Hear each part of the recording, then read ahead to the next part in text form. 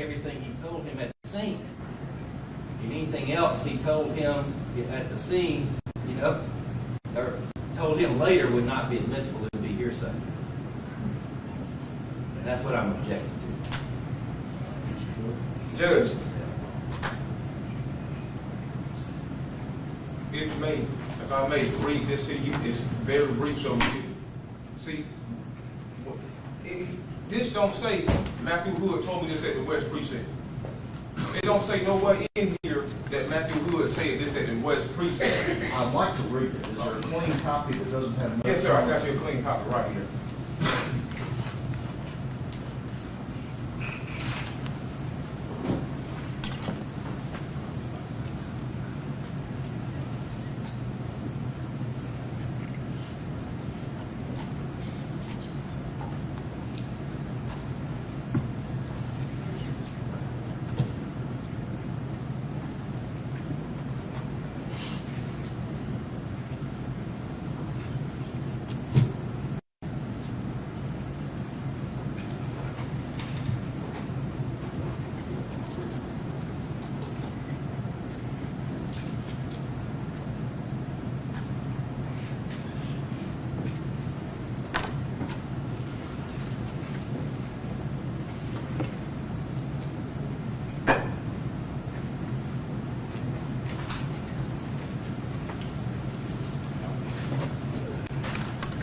If necessary, I could ask off the kitchen question to make sure. Clear about where the statement Yes, was sir. made? Yes, sir. That's important. So, As I understood, that was what he further remembered about what Matthew Hood told him there at the West Precinct, not anything at the scene. I would object to that. He could ask him on redirect, anything he want to ask him. I would object to that. It would be improper for him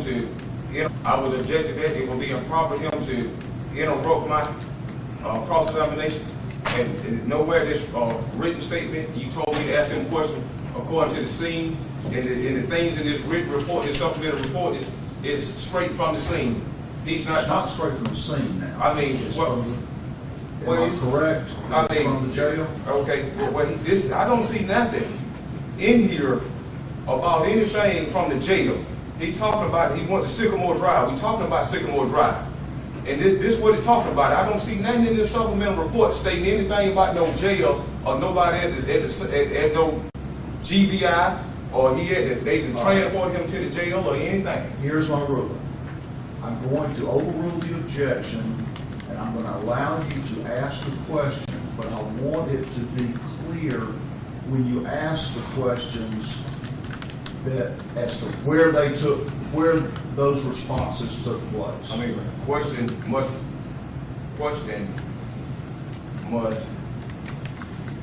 be pertaining.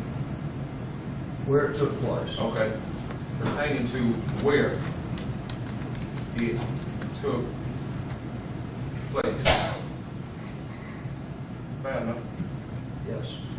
Well, Judge, outside the presence of the jury, I would simply ask Officer Kitchens, as far as this part of the supplemental, was that based on statements that Matthew made at the West Precinct or at the scene?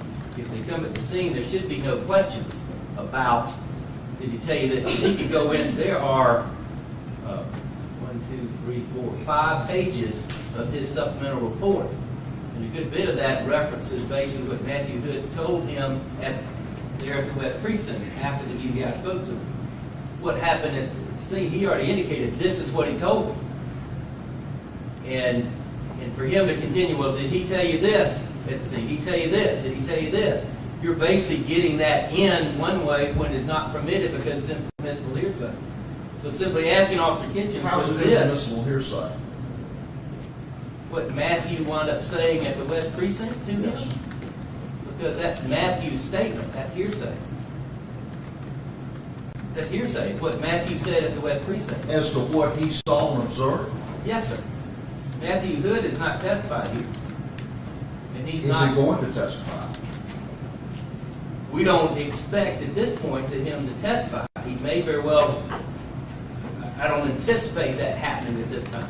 Mr. Hood may call him at this time, but irrespective, he has not testified at this point, then that would not be proper to bring in a statement of a witness at this time. It would be hearsay. That's what it is. But Officer Kitchens, he indicated this is all he said was what was at the scene. That's all he told me. Anything else, I mean, there are, if we basically have an officer wind up reading every statement that a particular witness, may have said before, then that would be not be permissible to do that, except at some point if it would be admissible for the purpose of impeachment, perhaps, as an inconsistent statement, or sometimes even as a consistent statement. That's what I'm saying. Officer Kitchen can tell us right now, was this at the scene, or was this basically there at the West Precinct? And if so, it is hearsay. Can you answer that question, Officer Kitchens? Yes, sir. Please. All that there is from what he talked to me at the precinct about.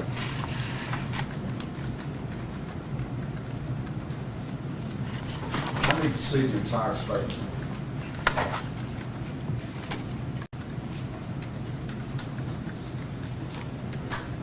Young, before you start reading, can I say something? Yes. Okay.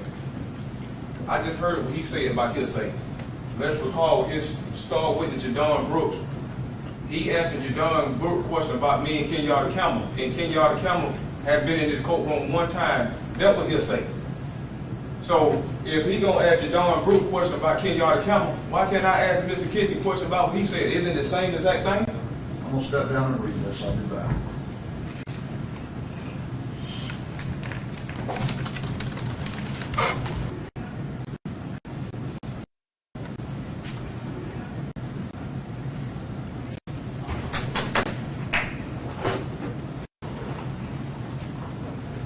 All right, back on the record.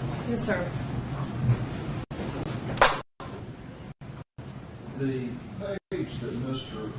I can't remember, I think that Mr. Little was referring to, supplemental notes, the one paragraph, page 9, you actually have to go back to page 7 to see 7, 8, then 9. It ends at 9.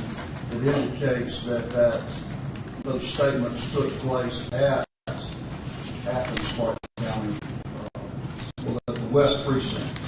So I am ruling that statement at that period of time was hearsay and not admissible. But what I want to know is, further on my cross-examination, if I get to the police precinct conversation, I still can bring it up.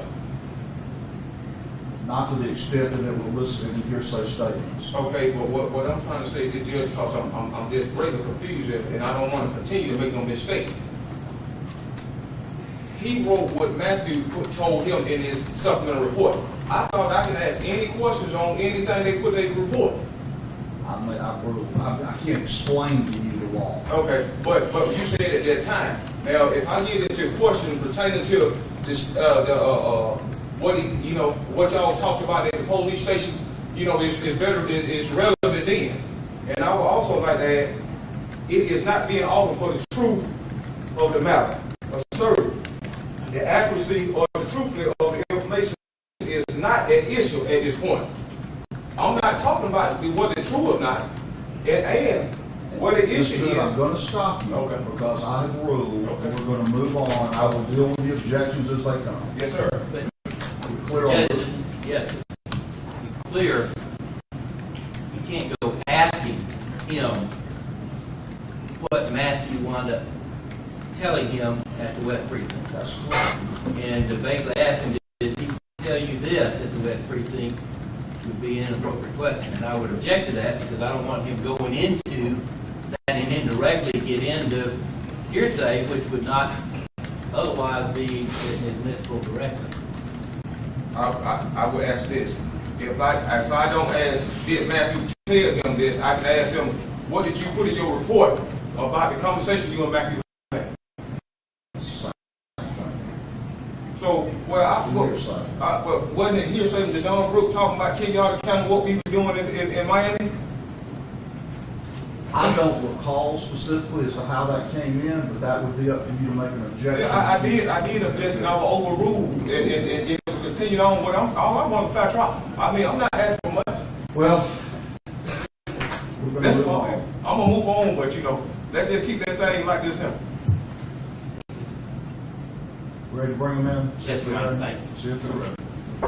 Did you have any conversation with Matthew Hood at the mall?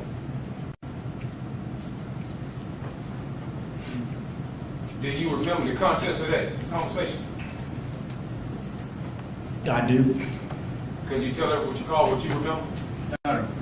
Judge, it doesn't mean sustained. Okay. But you did talk to her. But you did talk to her. I did. And you wrote in your supplemental report what you talked to Matthew about. Isn't that correct? I did. Why did you write that in your supplemental report? What y'all, the conversation y'all had? To document what we talked about and to be able to refresh my memory if I had to testify to it. Okay. So, but isn't it true that you write a written report or you get a recorded video of?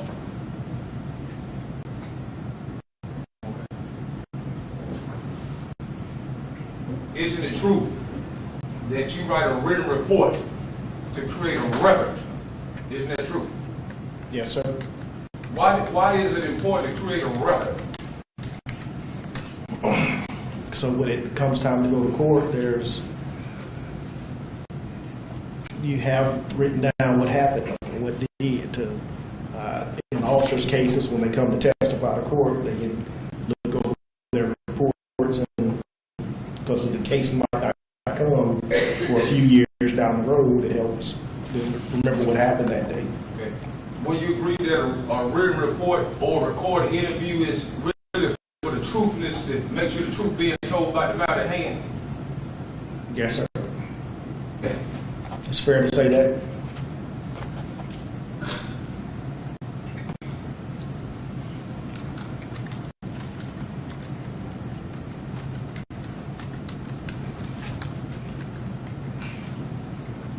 So, for the record, you did write a written report on the conversations you and Matthew had throughout. Answer, Judge. Sustained. Okay. What did you do after you got to Matthew Hood to the precinct? We put him in an interview room. The GBI agents were there when I arrived. I set him in the room, and they went in there and spoke with him. Did you see what they talked about? I did not. So, you talked to Matthew before he went in the interview room with the GBI agent? I did not. Well, I talked to him at the scene when he spoke to me, when I had told you previously. On the way over to the precinct, and once I got there, we had no conversation prior to him talking to GBI. I thought you said you talked to Matthew at the precinct. I did. It was after GBI talked to him. Oh, so after the GBI interviewed Matthew Hood, then when you talked to him after the GBI got finished talking to him? I did. Oh, I was just lost. Was anybody present when Matthew Hood talked to you? No, just me and him. Did you record? No, just me and him. Did you record that conversation? I did not have my recorder with me at that time. Y'all don't have a digital recorder on y'all duty belt? I wasn't in uniform. I was in civilian clothes at that time. But you said that did the GBI have a recorder on Matthew when they recorded him? I was not in there when they spoke with him, so I couldn't say yea or nay. Was there any other officer present at the precinct with you when Matthew was there? There was officers that walked through, been in there with me while I was in there with him. Did you ask one of those officers, could you use their recorder so you record the conversation you and Matthew had? I did not, Why not? because they needed their recorder because they were on duty. But you could have asked to use it, isn't that correct? Yeah, I guess I could. Yes, sir. Excuse me, so why you keep looking at the prosecutor? I'm just looking around the room. I'm just looking around the room.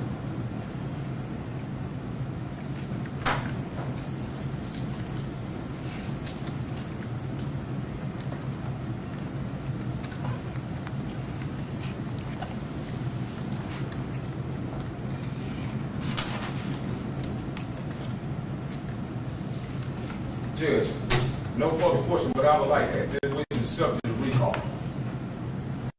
Anything else? No, Your Honor, go down. Call you next week. Vaughn Anderson.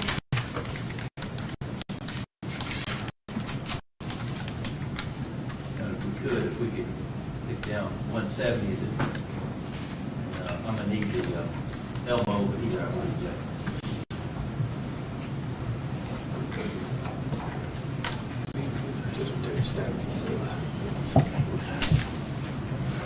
You raise your right hand, please, sir. You solemnly swear the testimony you're about to give the court in this matter of State versus Jamie Donnell Hood will be the truth, the whole truth, and nothing but truth, so help you God. I do, sir. Have a seat, please, sir. Would you state your name for the jury, please? Raymond Vaughn Anderson. And you go by Vaughn? I do, sir. And are you employed, sir? I am. Where are you employed? I'm a sergeant with the Athens Park County Police Department. And how long have you been employed with the Athens Park County Police Department? October will be 20 years. And are you a certified law enforcement officer in this state, sir? Yes, sir, I And am. with the department? Yes, sir. And what is your current responsibilities with the department?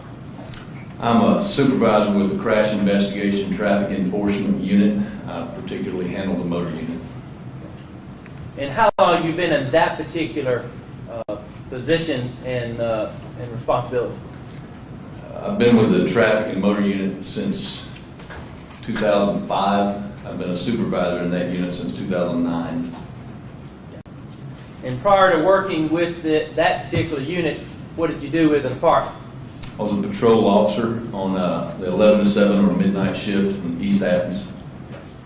And from the time you started with the department until you moved to traffic, were you on that shift pretty much the whole time? Yes, sir, I was. Okay. Now, prior to working with the department, where did you grow up, sir? Madison County. And did you go to Madison County High School? I did. When did you finish up at Madison County? Graduated in 1987. And following Madison County High School, what did you do? Did 2 tours in the United States Marine Corps. And how long were you in the Marine Corps altogether, sir?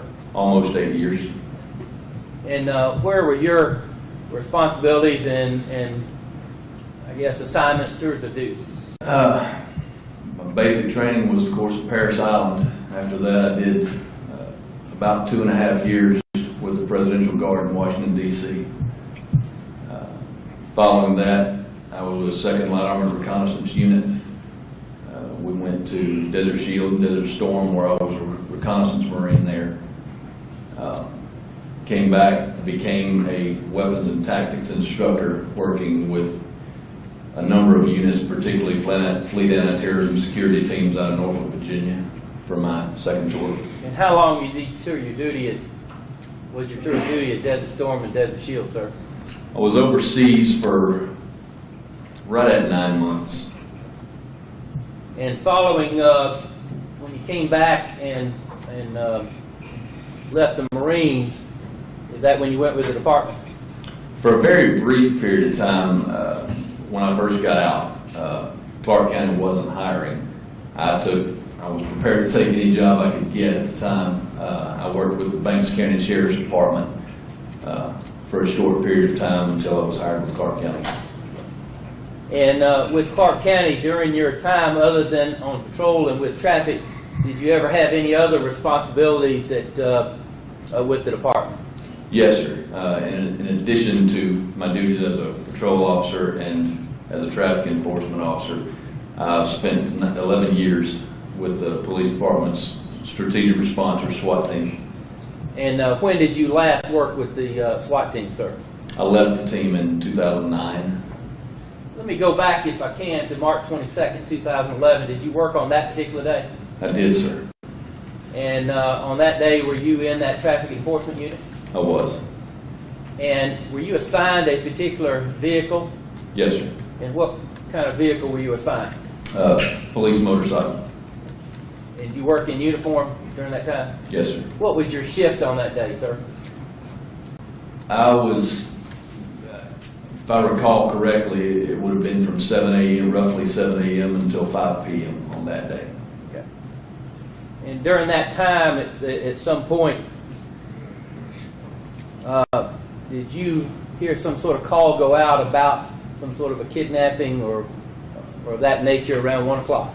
Yes, sir, I did. And where were you if you were called at about time that call came out?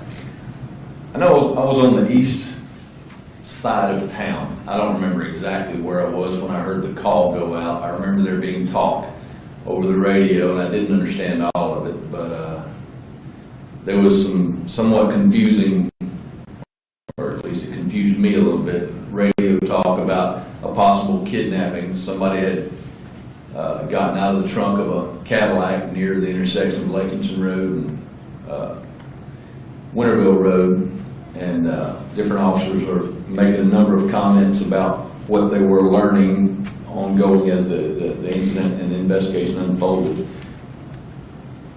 And after hearing that, what else did you hear or what else did you do? A lookout was placed over the radio for a gold or tan Cadillac that was possibly involved. And at one point, somebody identified Jamie Hood as possibly being one of the responsible people in the incident. And I started looking around, of course, as well as my normal duties, just started looking around, possibly to spot the Cadillac. In what area did you look? Primarily around East Athens, having been familiar with the Hood family from years prior. I gravitated toward the east side of Athens, Winterville Road, Spring Valley Road, that sort of area, thinking I may see it. And you did not? I did not. And after that, what's the next thing you were called in response to this particular case? I was sitting at the stop sign on the motorcycle at the intersection of Peter Street and Oak Street when I heard radio traffic come over. It was loud and it was confusing. I couldn't understand exactly what was said over the radio, but a very excited voice said something that I recognized as somebody having been shot. Dispatchers and other officers made it clear that whoever it was on Sycamore Drive. A moment or two earlier, I had heard officers say that they were going to the area of Sycamore Drive to look for Mr. Hood. Having heard the tone of the language over the radio, believing I'd heard what I'd heard about somebody being shot, I headed there as fast as I could. And as far as point of reference, if you're coming out of downtown Athens on Broad Street heading east, does Broad Street change names, I guess, It does. several times as it heads east toward Gainesville Road? It does. From the downtown area, East Broad Street, staying on the same stretch of roadway, becomes Oconee Street, and then it becomes Oak Street. 2 blocks later, you would be where I was at the intersection of Oak and Peter. And at some point, it becomes Lexington Road. Yes, sir. And going on out, is that correct? That's correct. Okay. And from that intersection of Peter and Oak Street there, after hearing that, what did you do? I traveled west of Oconee Street, or Oak Street to Oconee, East Broad, West Broad, and like I said, as fast as I reasonably could, I traveled to that area. As I went out West Broad, I knew that they had made reference to Sycamore Drive. But as I crested the hill there in front of what is Arby's and Beach Haven Church, looking down the hill, I could see flashing police lights down by the river. So that was the first officer I could see as I made approach. So I went straight down there to that person. And as I recall, I think that was Joe Mendelar. When I arrived, I asked him what was going on, where are they at? And he pointed to the south, down beyond River's Edge Apartments. So I turned around and went through the apartment complex and over to Sycamore Drive, where I found Tony lying on the ground and officers trying to help him. What else did you see right there, sir? Can you describe the scene at that point as far as other officers and police cars and so forth? Honestly, my memory of details is not terribly clear. Things were moving really fast. Tony was lying on the ground. There were officers trying to help him. EMS had already been called. and somebody pointed down the road a little ways at Buddy's car. And Jim Schultz was by his car. I ran down there, and I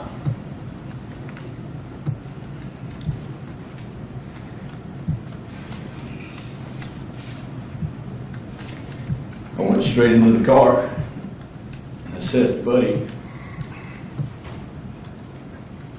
there was nothing I could do.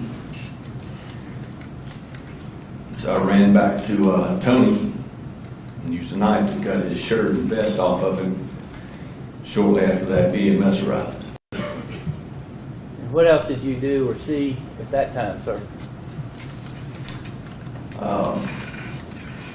Other officers had already begun to try to get intel about what had happened, who was responsible, where that person might be.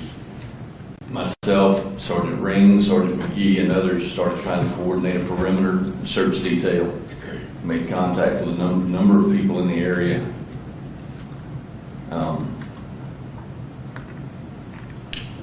Effectively, we established a perimeter that we thought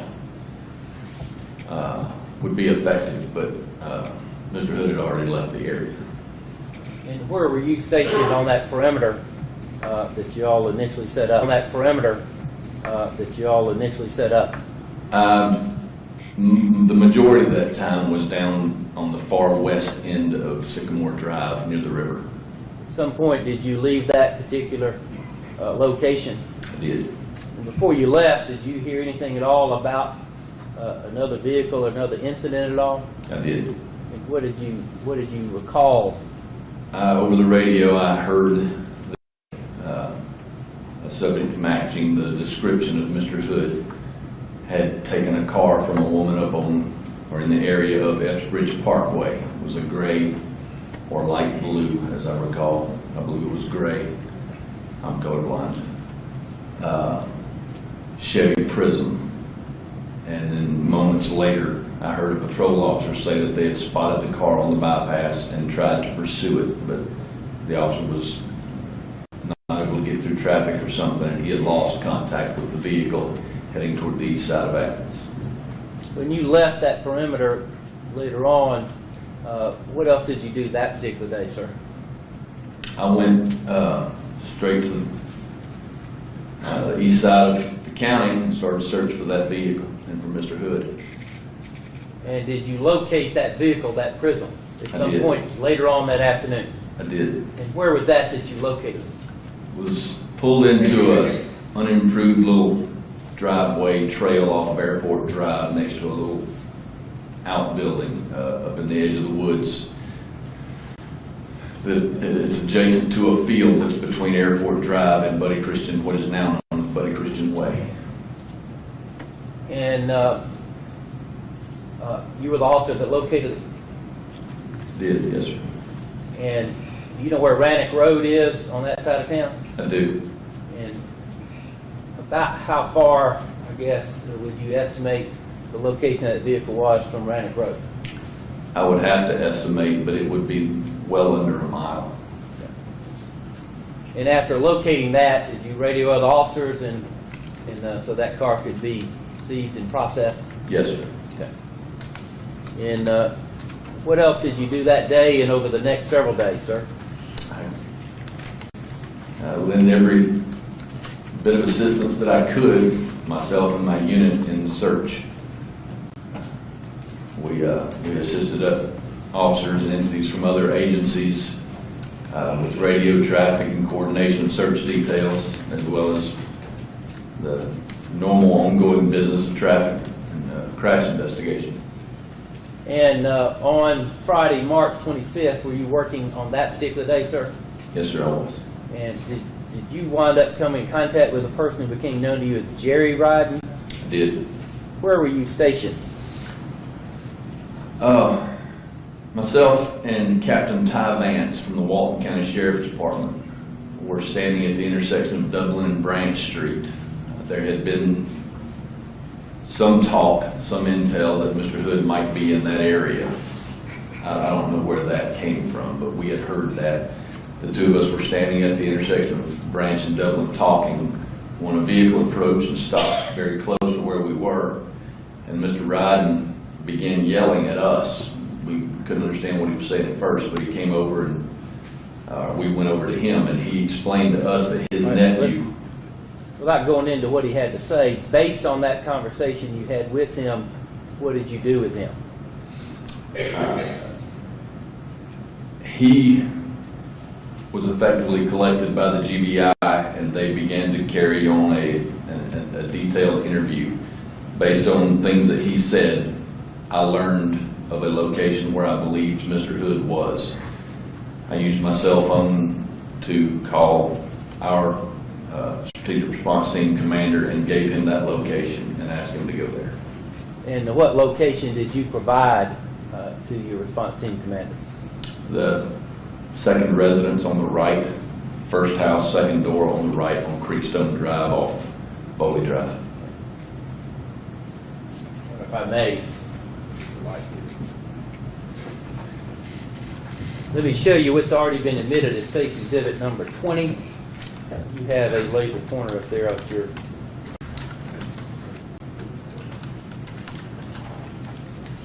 Oh, yes, ma'am, I'm sorry.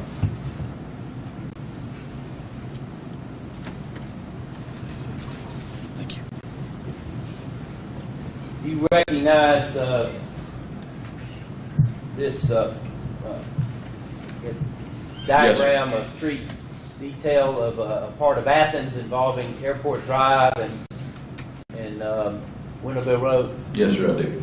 And do you see in this particular exhibit, States number 20, where it is that you discovered the prison? Yes, sir, I do. And where is that? It would be about right there. It's not shown, but this area here is not very dense. It's basically bushes and sparse trees.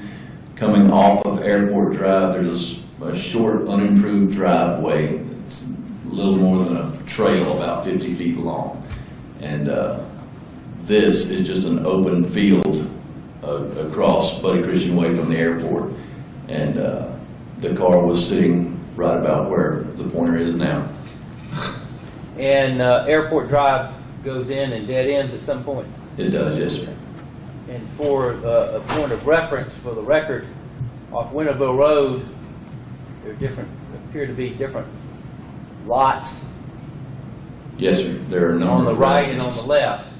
The lot that you pointed to, which number is that counting from Winterville Road? The fourth lot as delineated on the map. And the big area that you talked about as far as being a field area is that one here, right Yes, behind that fourth lot, going down toward the bottom of the diagram. Yes, sir. Let me show you what's been admitted as State's Exhibit number 18.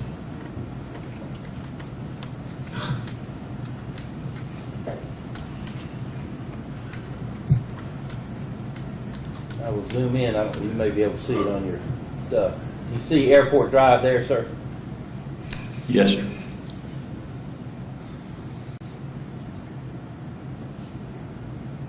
And you see Winterville Road and Airport Drive on that aerial photograph, States number 18? Yes, sir. Okay. And you see in that particular area where it was that you discovered in the prison? Yes, sir. Where is that, sir?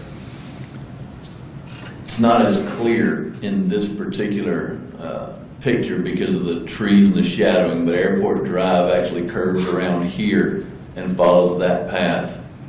The place where the prison was is actually about right in here, off of the road. There's a small outbuilding that you can't see through overhead bushes, but it's right in that area. And as you recall, and we've got a larger map that'd be more accurate, but as you recall just on this, about where is Rannoch Road from that area, in which direction would it be? If you traveled up Winterville Road this direction, Rannoch Road would be about there. Did go off to the left off Winterville Road as you travel out on Winterville That's Road. correct, yes, sir.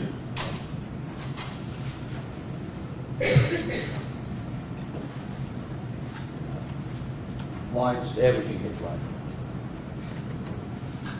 That's all I have of Officer Anderson, Judge.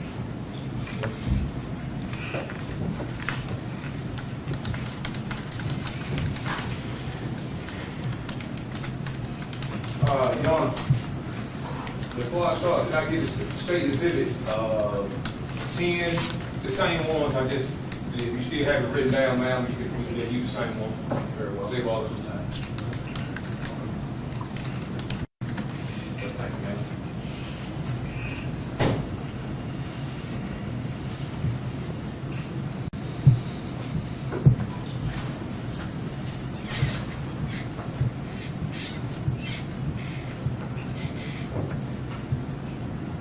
Oh, you can cut the lights on, sir. I get to this, I just want to set it up before I start, so I.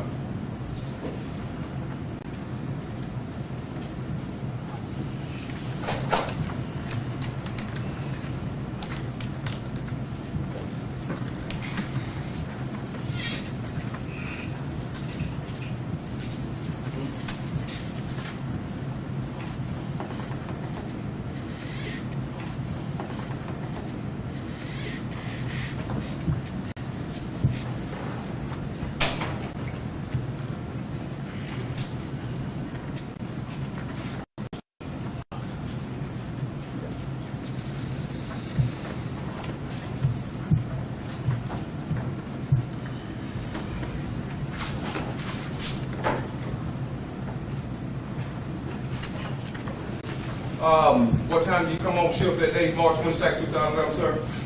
It would have been around 6:45. My shift actually starts at 7. Okay. What precinct you work, east side or west side? West side, sir. Neither. Trafficking works the entire county. Okay.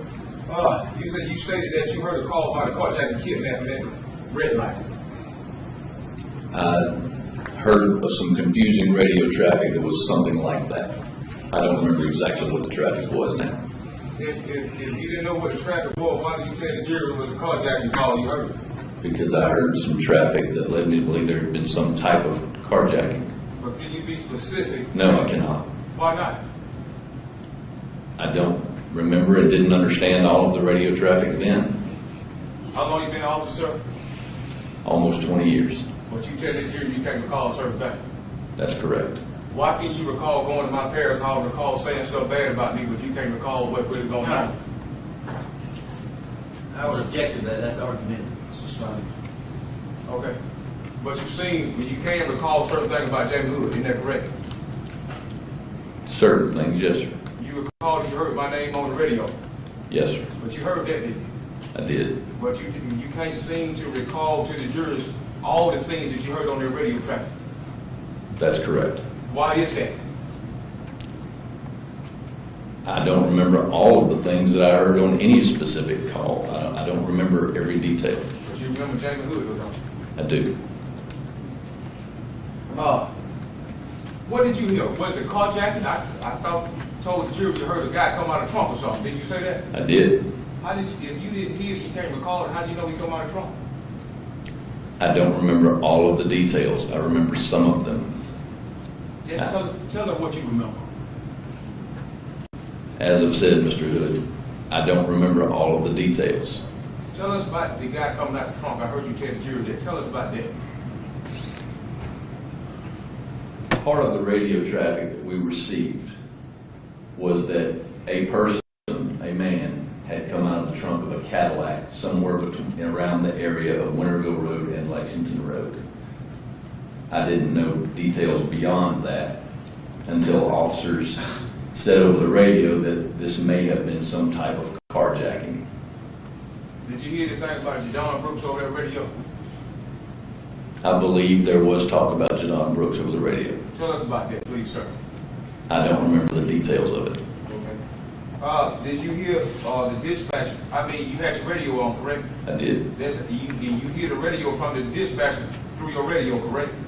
Actually, on a police motorcycle, you miss a lot of detail. You don't hear all the radio traffic. There's a lot of wind noise, siren noise, motor noise that keeps you from being able hear everything clearly. Okay, despite that motorcycle noise and siren noise, you heard James Hood loud and clear, didn't you? At some point, I did, yes.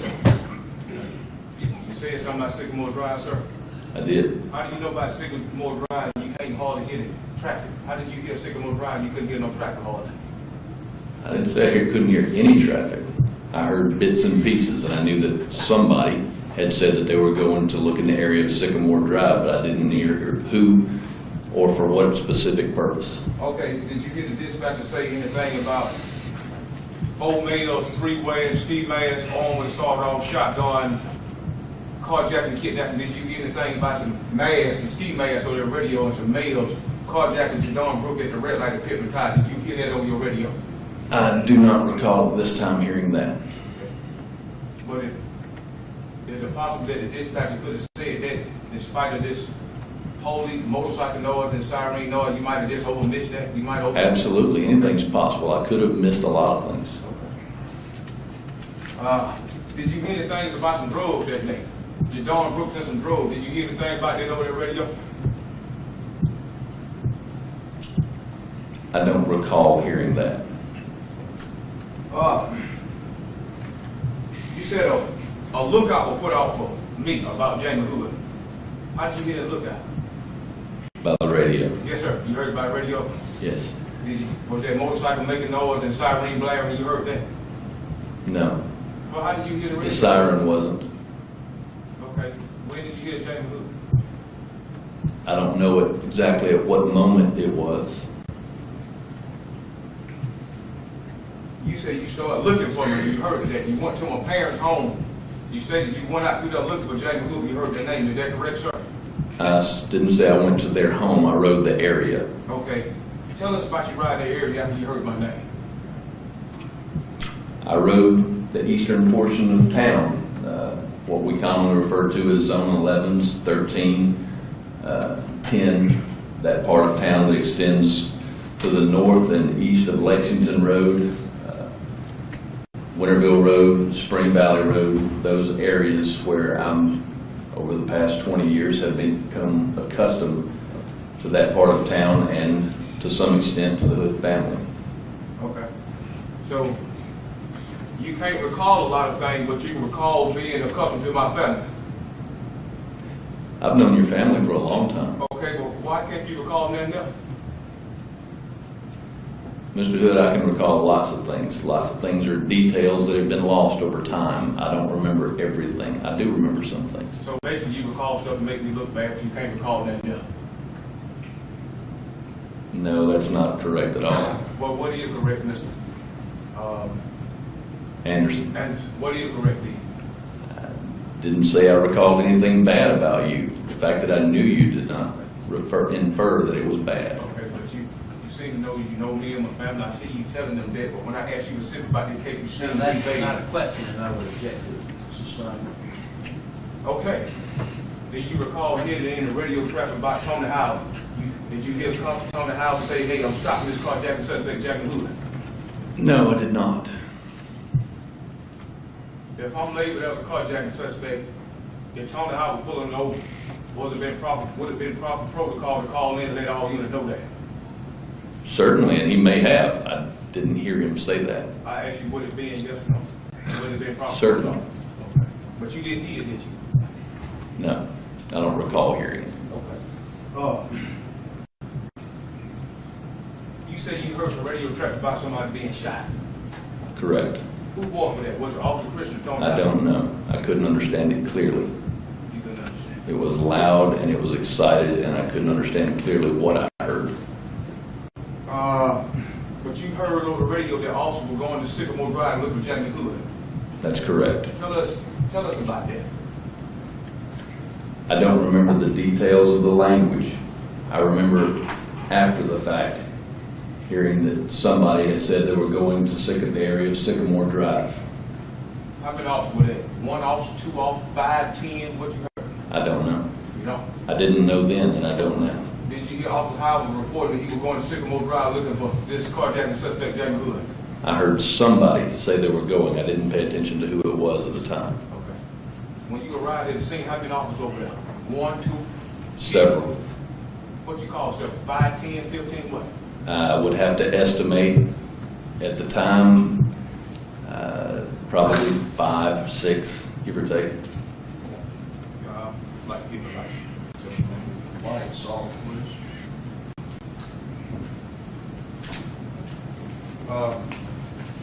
Could y'all give him a little laser, please? I have it. Oh, you have it, sir? Okay. I got this little right at this little white arrow. You said you stated that you want the Sycamore Drive, correct, sir? That is correct.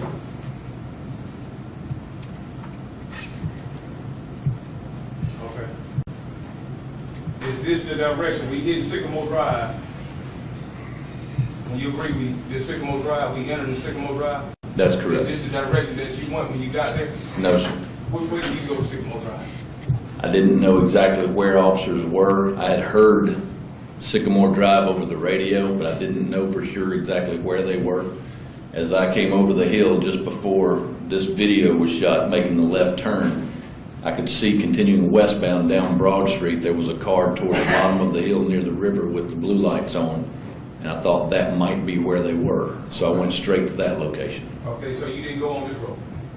Not initially, I did not know. Okay, but did you, when you entered Sycamore Drive, did you come this way? No, But you cut through the little apartments, the River's Edge apartment, you cut through them? that's correct. Okay, let me go on down through there.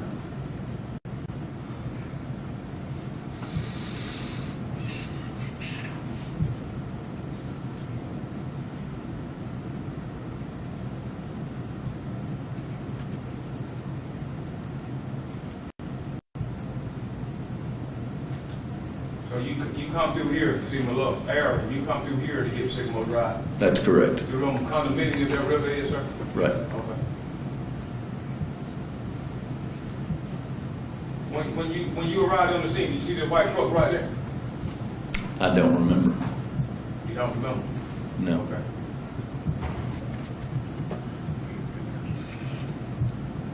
When you arrived on the scene, did you see the white male with a cap? This guy here? I don't remember. You don't. Did you see Officer Kitchen car parked right here?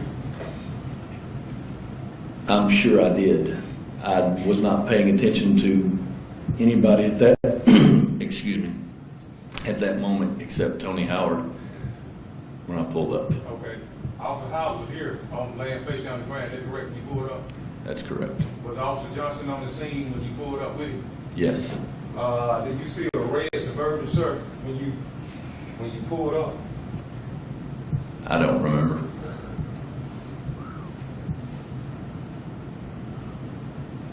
I'm trying to change that, John. Okay.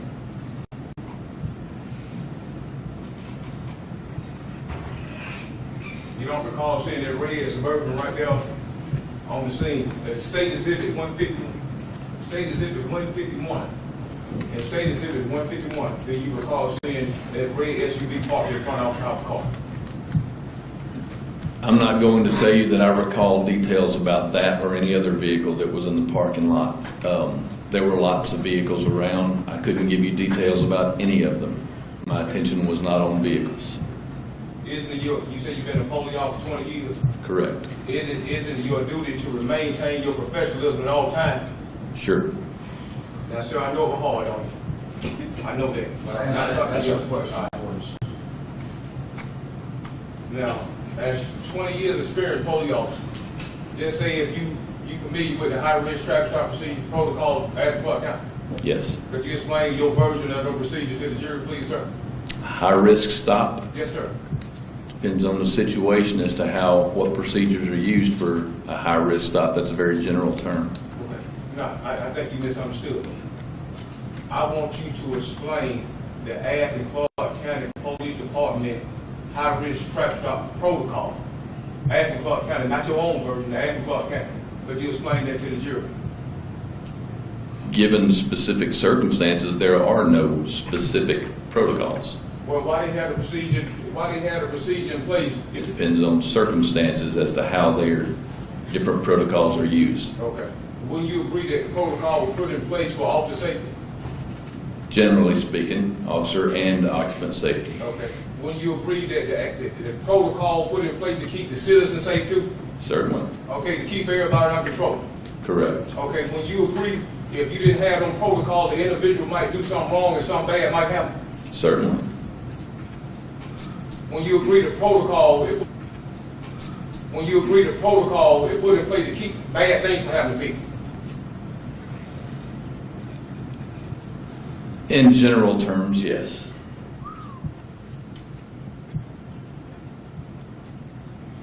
Now, as for the Athens Clark County Police Department protocol, high-risk traffic stop, see, it's often how a car parked according to the Athens Clark County Police Department protocol on high-risk traffic stop. Mr. Hood, it's hard to answer that question definitively. I don't know how that vehicle came to be there or where either of those vehicles were when it came to a stop. I don't know who was in those vehicles or that Officer Howard stopped that vehicle in that location. I can't tell you whether that was correct or not. I don't know what he knew prior to having contact with that vehicle, if in fact he had contact with that vehicle. I don't know. Okay, I think you misunderstood the question, sir. No, he answered the question. No, Judge, Well, you he misunderstood. phrased the question, but I don't know whether he needs to have those conversations. Ask another question, please. Okay. If you personally were performing a high-risk traffic stop, would you park your car just like the police car parked behind that red SUV, sir? From one perspective, I can see a lot of advantage in that position, yes. So you would, Depending on circumstances, I can see where, yes, that would be a good position to be. what other perspective is? Give us the other side. Depending on who's in the car and what I'm stopping them for, how much backup I have available, what time of day or lighting conditions there are, how I'm armed and experienced, there's all sorts of other side that it might be. So you tell them you would violate the protocol. That's what you tell them, you would do it roadside, do it on your own instead of following what protocols are. That's what you tell them if you're, That's not at all what I'm saying. well, I'm gonna help you out. Isn't it true? Isn't it true that the Athens Clark County Police Department high-risk traffic stop protocol states that an officer supposed to park his vehicle with his engine block between the suspect vehicle and the officer himself? Isn't that true, sir? No. Hit the lights, please. You say you've been off for 20 years. That's correct. When the last time you read the protocol? When the last time you read it? You keep using the word protocol, Mr. Hood. I think you mean policy. I wrote part of the policies and the recommended training outlines for high-risk stops. And I will tell you that depending on circumstances, there are a number of recommended ways to position a vehicle, depending on circumstances. So you wrote them, huh? Parts of them. You got wrote part of them.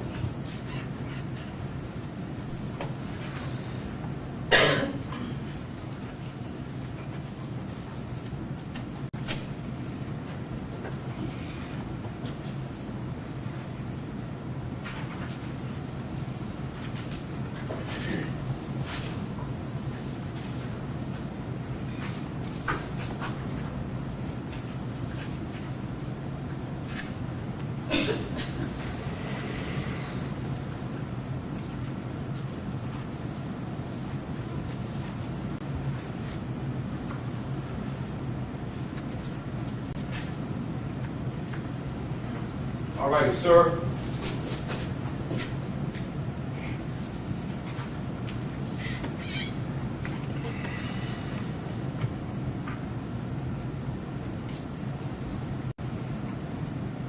Now, protocol. You say you wrote? Parts of them. Tell us what you wrote. The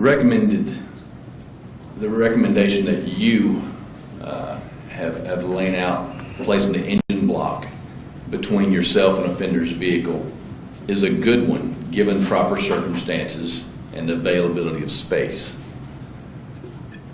Every traffic stop has its own inherent dangers. there is no policy saying what you must do, shall do. Would your fellow officers come here and do the same thing you did, though? No, that's not, that's argumentative. And I would- Objections are argumentative, sustained.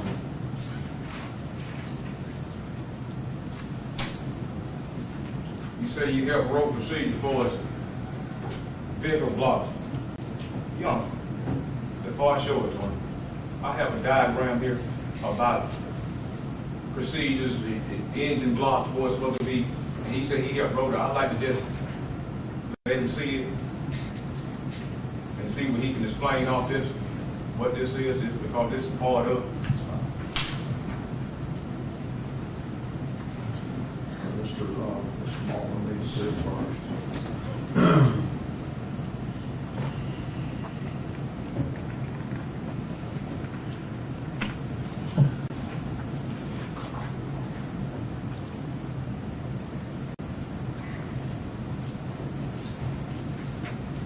It'd be late, Jeff. Yeah. Still, what, I'm at 14, sir? This will be number 15. Okay.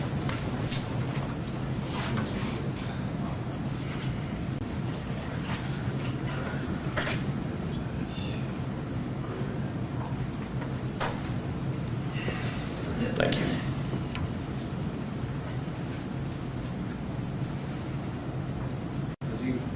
You got, sir, exhibit 15, sir?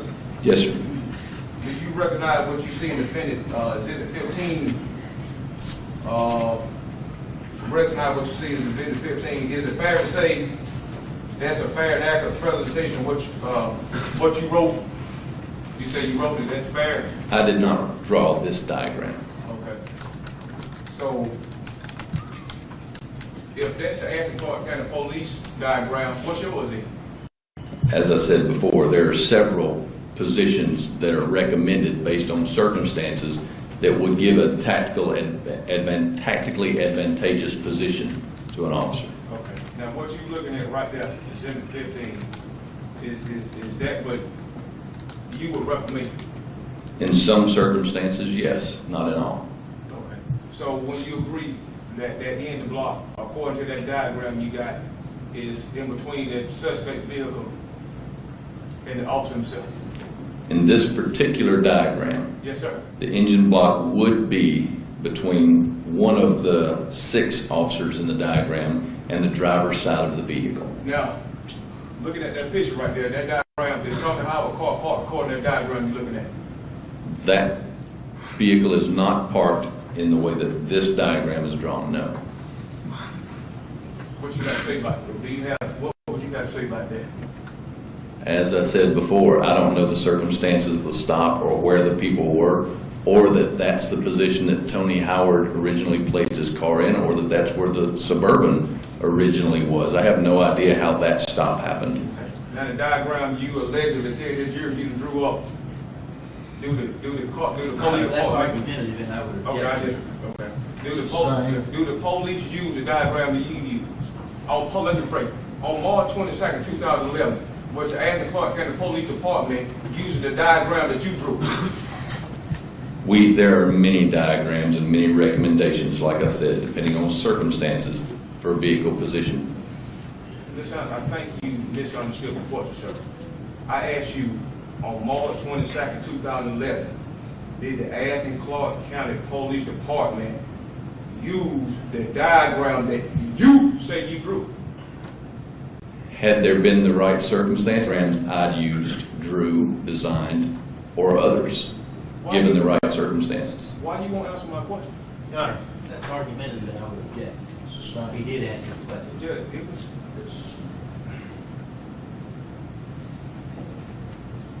Judge, may I move the tentative evidence, exhibit 15, sir?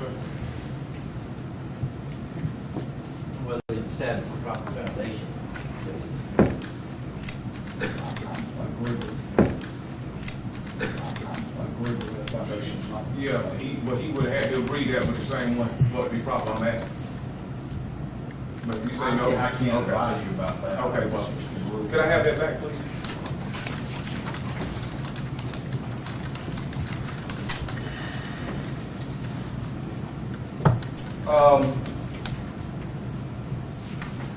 Mr. Anderson, do you have any of them diagrams that you drew to show to the jury so they can see your version of how that thing is supposed to be parked in your version?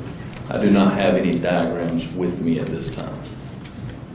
But isn't it true that the Athens Clark County Police Department was not using your diagram on March 22nd, 2011?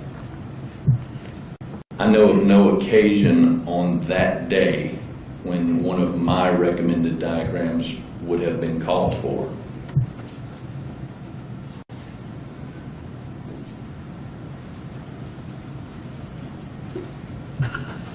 But you do have your version in them written reports, right?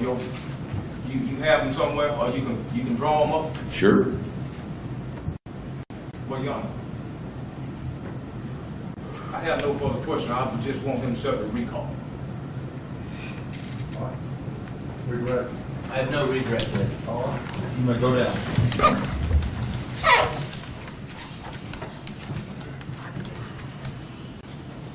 Call your next witness. Ronnie Norris.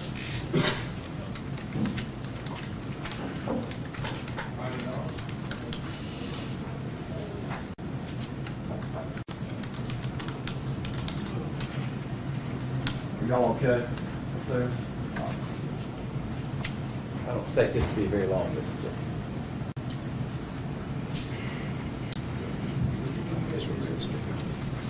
okay. You remain standing and raise your right hand, please. The solemnly swear the testimony about to give the court in this matter of State versus Jamie Donnell Hood will be the truth, the whole truth, and nothing but the truth, so help you God. I do. Have a seat, please, sir, and state your name for the jury. Ronnie Norris. Are you employed, sir? Yes, sir. I'm employed with the Athens Clark County Police Department. And are you a former police officer there? I am. How long have you been working with the police department, sir? I've been with Athens since 1999. What is your current position and responsibility? I'm assigned to the West Property Crimes Unit as a plainclothes detective.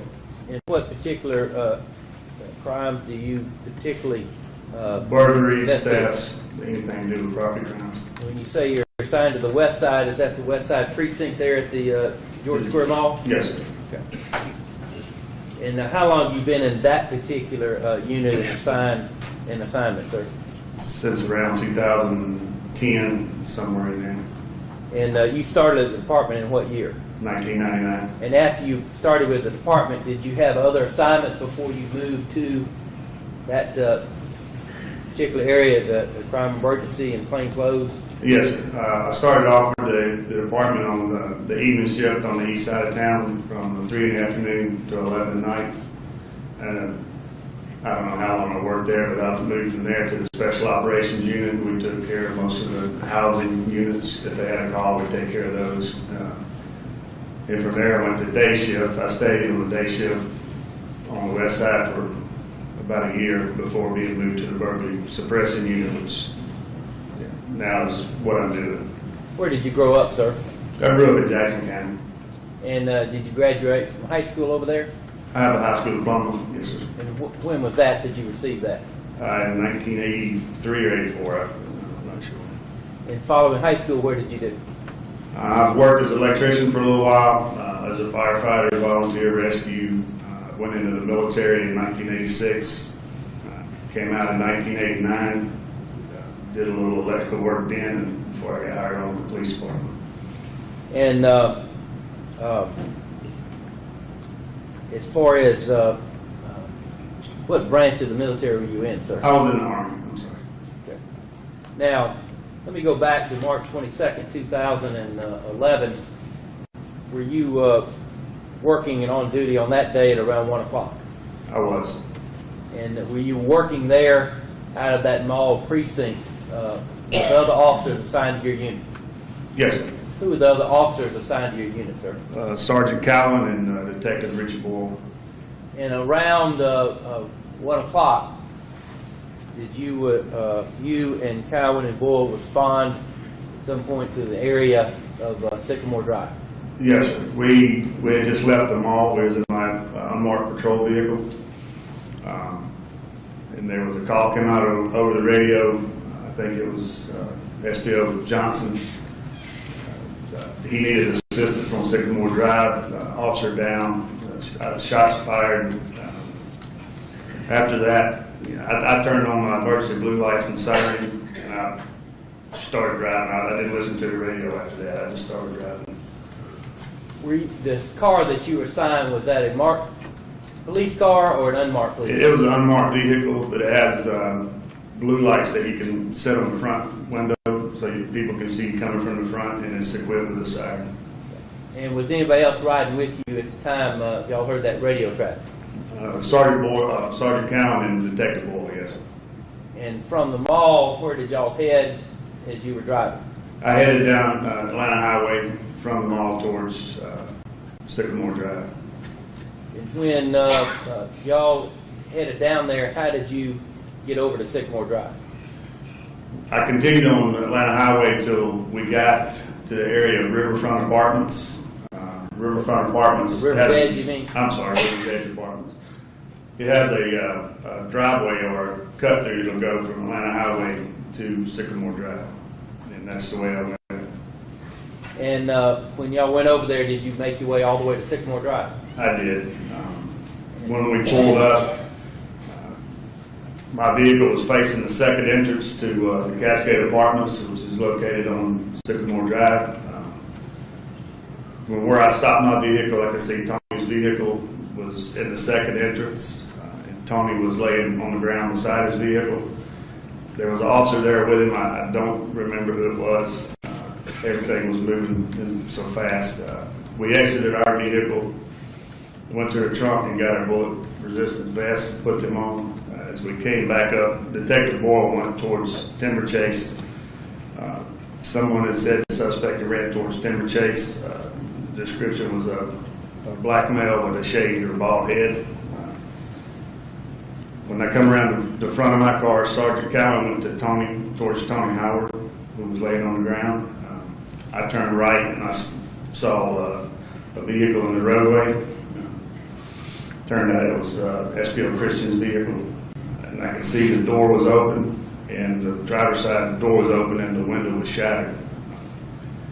So I started towards his vehicle, and I could see him sitting in the vehicle upright, just kind of leaning to the right a little bit. I didn't know that he was deceased already at that point. I stepped inside the doorway, and grabbed him by his arm and said he's going to be all right. When I leaned in, I looked up and I could see what appeared to be a bullet wound to his head right behind his left ear. And I looked down and realized he wasn't breathing. I knew at that point there was nothing I could do for him, so I exited, went back down towards Timber Chase where Detective Boyle was at to set up a perimeter. And did you proceed to do that? Yes, sir. And how long did you remain down there, sir? I'm not sure on the exact amount of time. We were there for a while, and a call came out over the radio that a carjacking had just occurred. It occurred behind Timber Chase across the river in another neighborhood, directly behind Timber Chase in another neighborhood across the river. I don't know what the name of the road was.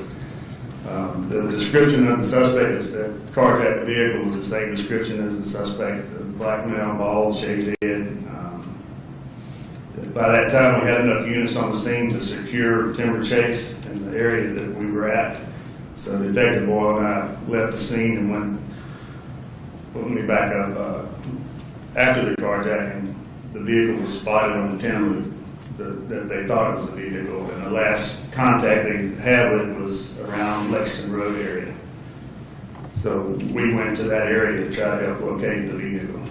At some point later that afternoon, was it? Did you learn that the vehicle was located? Yes. Later that afternoon, Sergeant Anderson located the vehicle off of Winterville Road. I think it was Airport Lane. The vehicle had been left there. No one was around it. And over the next several days, sir, did you assist basically in trying to locate the defendant? Yes, sir. We would just follow up on leads or sightings. I never had any contact with them. Did you work with other officers from other departments who responded? Yes, sir. Thank you, sir. Brief. Morning, Mr. Norris. How did you become a part of this case, sir? How did you get involved in this case on March 22nd? I responded to the area of the officer down call. Okay, did you hear any radio traffic prior to that about a carjacking, kidnapping, carjacking call, anything? I came on duty at 10 o'clock that morning. We did a briefing, the carjacking or anything. Sir, what do you recall hearing, sir? On the day that it happened, I remember Johnson, SPO Jerry Johnson, saying something to the effect that he needed assistance on Sycamore Drive, the officer down, shots fired, or something to that. Okay, did you hear any officer say, I'm shot? Requesting for backup, did you hear anything about the officer saying he was shot?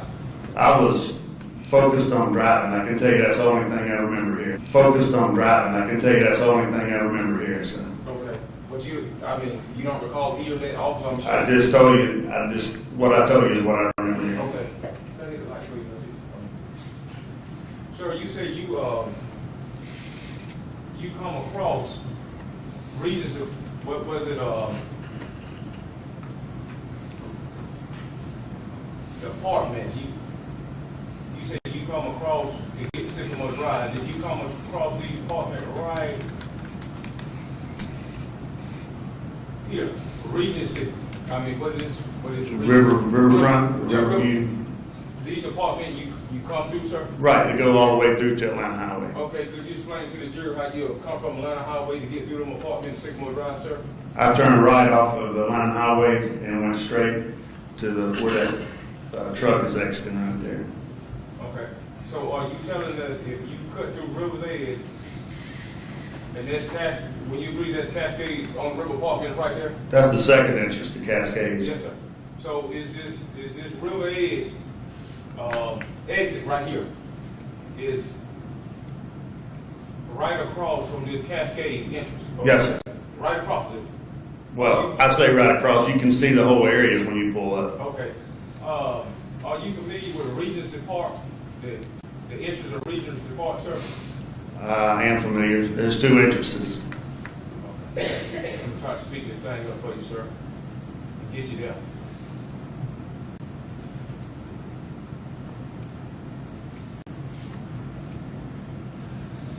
Okay, bag it up a little bit. I want you to follow this car for a moment, sir.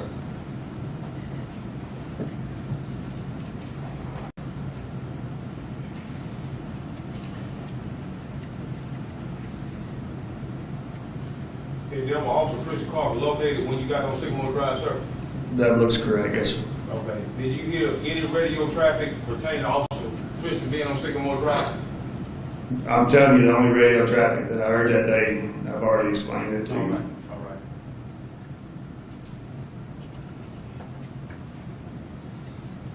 That's the first entrance to Regency Park. How far is Regency Park entrance away from that Rivers on the Edge exit? I couldn't tell you.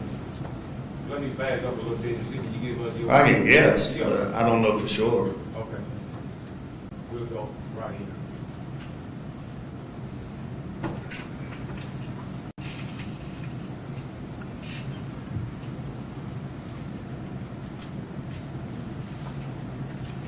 How many yards you think that is from River Edge right here to the Regency Park? I can take a guess and say about 70 yards.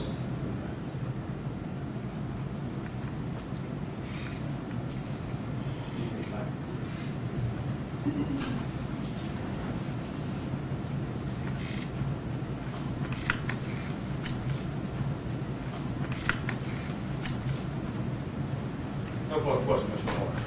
Regret? No, Your Honor, this would speak to you. Yes, sir. Excuse. Thank you. We'll take a 5-minute recess. First, and then we'll use the lecture and laptop a little bit later.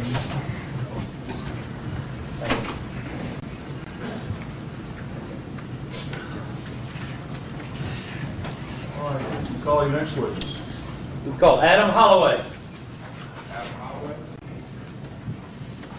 Adam Holloway.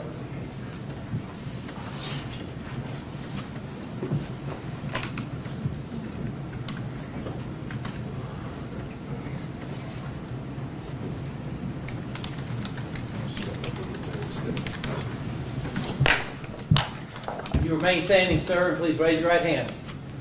You solemnly swear the testimony you're about to give the court in this matter of State versus Jamie Donnell Hood will be the truth, the whole truth, and nothing but the truth, so help you God. Yes, sir. Would you have a seat, please, sir? Pull up just a little bit further, or at least pull that microphone. Just you don't have to speak closely into it, but just get it. There you go. Would you tell the jury your name and please spell your last name for the court reporter? It's David Adam Holloway, Hollaway. And how old are you, sir? I'm 28, And what county or city do you live in at this time? Auburn, Georgia. And how long have you been living in that particular area, sir? Be a year. Now, let me ask you, are you married at this time? Yes, sir. When did you get married? In May. And prior to living in Auburn, Georgia, and Bear County, where did you live? I lived in Tequila off 316 before, And before that, where did you live? in Athens. Where did you grow up, sir? Winder, Georgia. Is that where you're originally from? Yes, sir. And what high school did you go to? Winder Barrow High School, And when did you graduate? 2005. And after graduating, what did you do? I went to work with my father in construction. And are you still working with your father at this time, or did you stop working with your father and start doing something else? I'm still working with him. At some point, did you go to school somewhere? Yes, sir. Where did you go? To Gainesville State College. And where was that campus? I switched between Oconee and Gainesville. And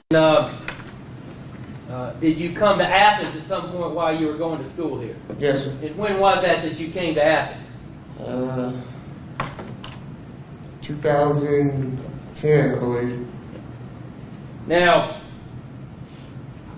in March of 2011, were you here in Athens, living in Athens while you were going to school? Yes, sir. And where were you living, sir? In Cascades. Cascades on the river? Yes, sir. Is that located off Sycamore Drive? Yes, sir. And what apartment number did you have? Do you recall? I can't remember the apartment number. But you could show us the building if you saw that Yes, complex. sir. Mhm. Okay. Now, let me go back to the date of Tuesday, March 22nd, 2011. Did you have an occasion to be on Sycamore Drive and see a shooting that occurred? Yes, sir. Can you tell us where you were coming from and where you were going at the time that all happened? I was coming from class and going to my apartment. Were you headed down Sycamore Drive off West Broad Street? Yes, sir. Were you driving a particular vehicle? White Toyota Tacoma. Pickup truck? Yes, sir. Were you by yourself? Yes, sir. Okay. And as you were heading down Sycamore Drive, can you tell us as best you can remember what you saw and heard at that time? I stopped and I saw the SUV avoid the police officer and go into Cascades by the River apartment complex. And did you see a police officer, police vehicle in front in your vision? Yes, he followed the SUV into the Cascades by the river, and where I saw one man get out and lay on the ground, another man come up to the first cop and shoot through the window. And where were you positioned when you saw that? I was on Sycamore, like about to turn left into Cascades. And was there another vehicle between your vehicle and the police officer? No, sir. And after that man shot into the first officer's vehicle, what did you see him do? Came up to the road, looked my way, looked back down the road, and then another officer was coming down the road, and he went down there and shot into that window. That officer that was coming up, was he in a patrol vehicle? Yes, sir. Was that vehicle moving when you first saw it? Yes, at first. And the man that shot into and the first officer, after looking your way and looking down and going down that way, can you tell us basically as he got to that second officer, What did you see happen? Just jogged up to the window and shot through it. And then where did he go? Ran to the next apartment complexes down the street. I can't remember the name of them. And did you see, when you say he ran down there to that next apartment complex, did he stay on Sycamore Drive, or did he? Went down Sycamore, then went off left into those apartment complexes. And what did you do at that point, sir? I moved my truck out of the way for ambulances, and I went and checked on the second patrolman, and seen that he was deceased, so I went and tried to help the other one. And the officers had already arrived, so I just stood around pretty much. And when you say, when you saw this happen, your vehicle was in the roadway on Sycamore heading down Sycamore? Yes, sir. And then I moved it because I knew ambulances and cops would be coming. I just didn't want to be in the way. How did you move it and position it? I pulled it into the apartment complexes on my right side and just did a little U-turn and parked it on the side. And then you got out and went and checked? Mm-hmm. Is that correct? Yes, sir. Now, let me ask you, if you can, after seeing the red SUV and seeing the patrol officer pull into the Cascades there, from your point of view, the fellow that did the shooting, where was he at the time you first saw him, and where was he positioned in reference to the red SUV? He was coming from the passenger side of the SUV, coming around the back end. And what did you watch, I guess, as he was heading towards Sycamore? How was he doing that? Was he walking? Was he running? What was he doing? It was a slow jog, wasn't no sprint or walking. He crossed the vehicles in front of the police officers, come up to the window and shot around in there. And did you see at all or hear at all the officer in that first officer in that first patrol vehicle do anything or say anything? No. Before the shooting? No. Do you recall at this time how many shots you might have heard at that first time? I'm not real sure. It's 4 years ago. I can't really remember. And after he shot into that window there, where did he go at that point when you said he basically stopped and looked your way and then looked down? Where was he at on Sycamore Drive in relation to the officer's vehicle? I would say the back driver's side of the police officer's vehicle, almost up to Sycamore Street. And when he looked up your way, could you tell whether he was looking at you or where he was looking? No, I'm not real positive on that. Did you see anything in his hand at that time? Gun? Could you tell what kind of gun it was or what it looked like? No. Before coming up to the window of the first officer and shooting, did you see a gun in his hand from the time you saw him on the passenger side of the red SUV and jog up to the car? No, I didn't notice it. I just saw it as he pulled it out as he got to the police officer's car. It could have already been out. I'm not real sure. And from the position after looking your way and then looking down Sycamore, as he's headed down toward the other officer coming up, how did he make his way? Did he walk? Did he run? Did he jog? What did he do? It was a slow jog. And at that point, as he got to that other officer, what do you remember seeing and hearing at that time? I believe there was only one shot as he made it to the second officer, and it was in the driver's side window.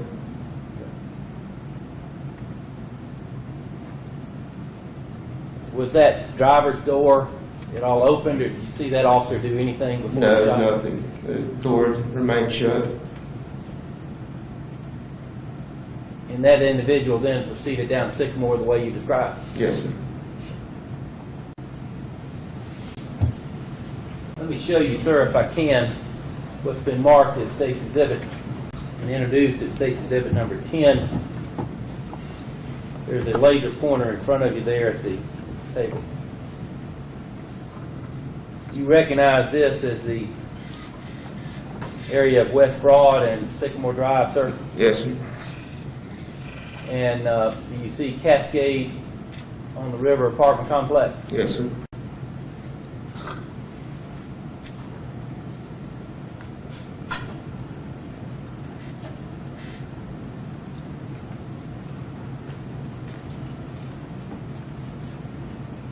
And do you see in that particular complex about where your apartment was located? Do you see the building? Yes, sir. And where is that? Would you use the laser pointer to describe? Right there. For the record, as you're going on Sycamore, past this second entrance of Cascade is the first building on the left. Yes, sir. And as you face the building from the street, it's the apartment on the left. Is that correct? Yes, sir.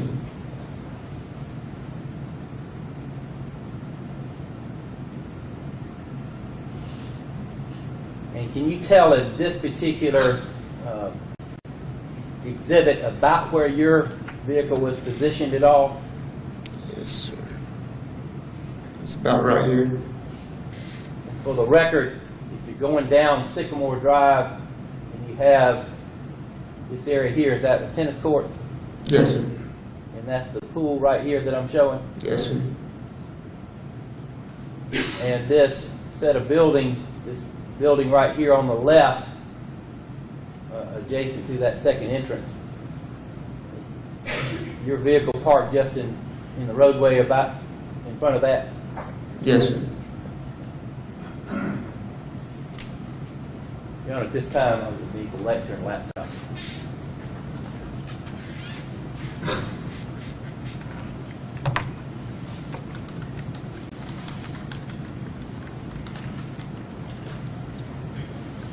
For the record, Judge, I was going to play a portion of,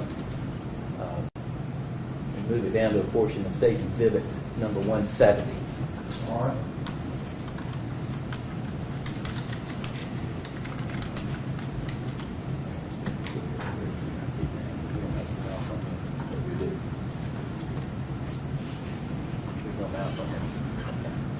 All right.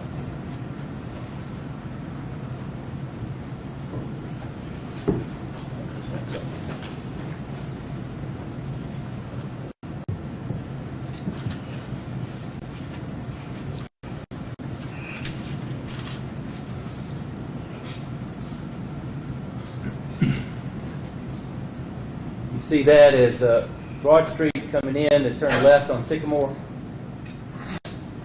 Yes, sir.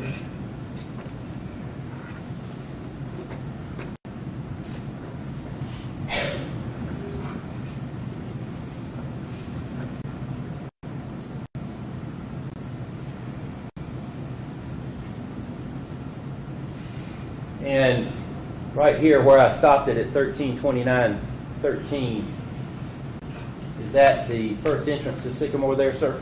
Yes, sir. To the left.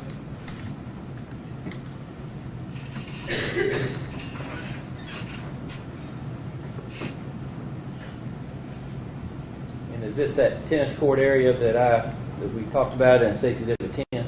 Yes, sir.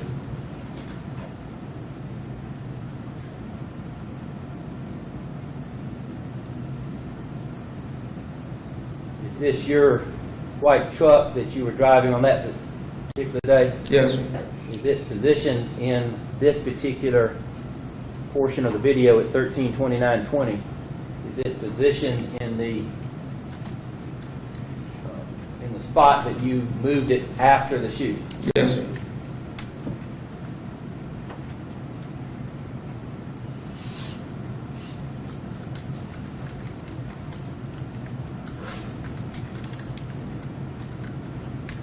And sir, I'm going to start playing this video here.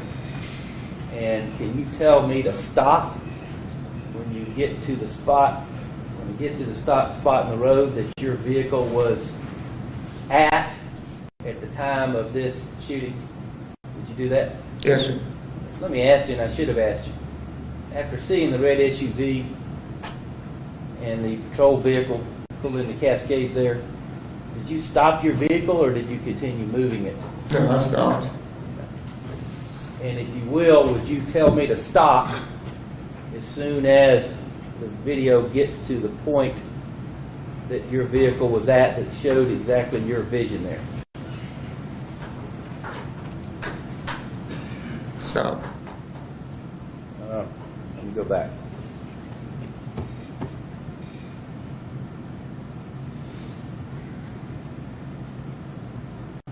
It's about right before you get to the shadow. Okay.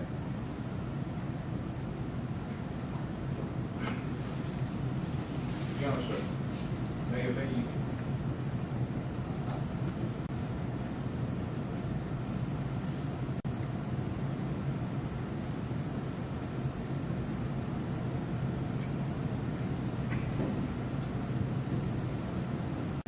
Is there an objection?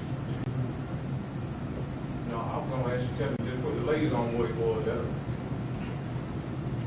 If you, so your position, your vehicle was parked about right there at the beginning of that shadow? Yeah, somewhere in that position. Okay. It won't stop somehow when I get it there, Jay.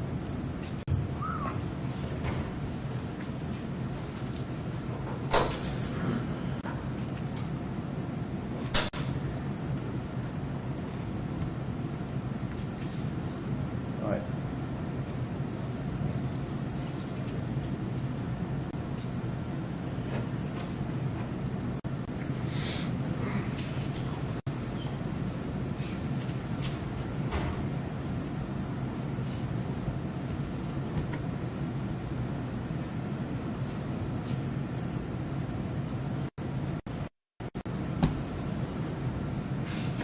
It will not, I'm sorry. Somehow it's not stopping as it does otherwise when I get to that spot. So.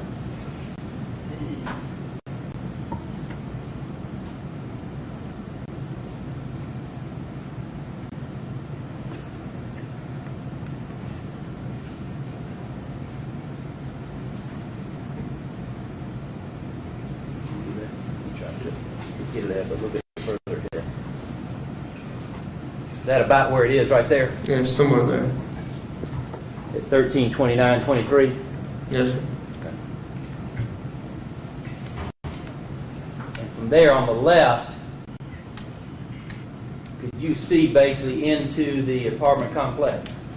In Yes, the sir. parking area as it goes in? Yes, sir. Your vision was not restricted to what's in this particular frame on the video, is that correct? No, sir. Okay. And can you show us on here where it is that the subject, after shooting the first officer, about where he came into the roadway and stopped and looked up Sycamore and then down Sycamore? He came about there.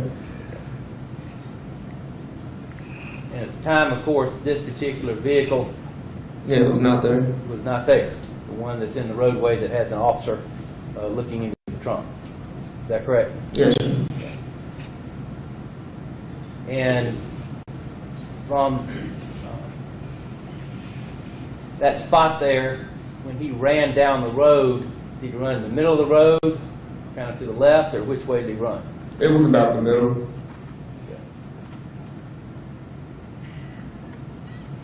And back here, that's the officer's vehicle, that second officer, where he was positioned when he was shot. Is that correct? Yes, sir. Okay. When you first saw him, that vehicle was moving. Yes, it was coming up the street. Could you tell at the time he was shot whether it was moving or not? No, it looked like he had put it in park. Okay. And after being positioned here and seeing this, before the officers got there, how did you move your vehicle and put it in this position here? I went to my left and just did a turnaround and parked it back right there.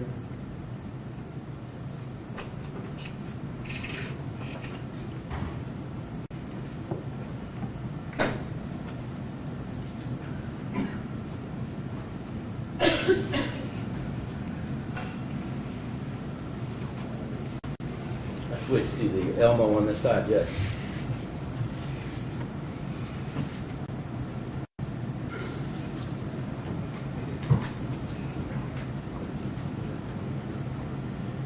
Let me show you what's been introduced at State's Exhibit number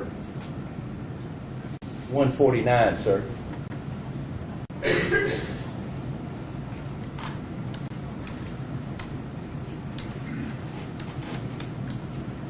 Maybe a little bit clearer picture on your monitor than it is up on the screen as it's diffused a little bit. But is that the red SUV you've been referring to? Yes, sir. And is that the position it was in when you first saw that fella get out? Yes, sir. Okay. And the patrol officer's vehicle was right here, the first officer? Yes, sir. And about where was it that the individual that did the shooting, where was it? Can you show us with your laser about where he was when you first saw him, when you first saw the individual? No. Just to the back right bumper of that red SUV? Yes, sir.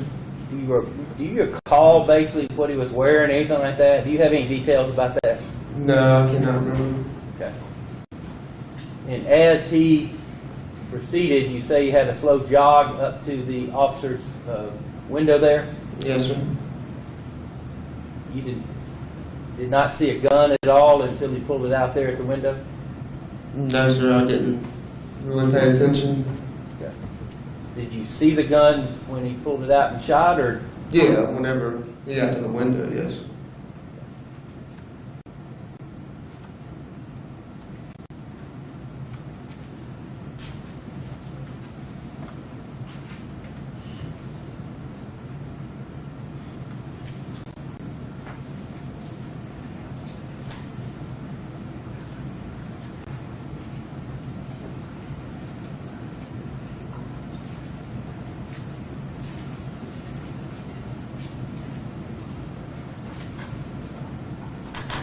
Let me go back, if I may, Judge, to the lectern laptop.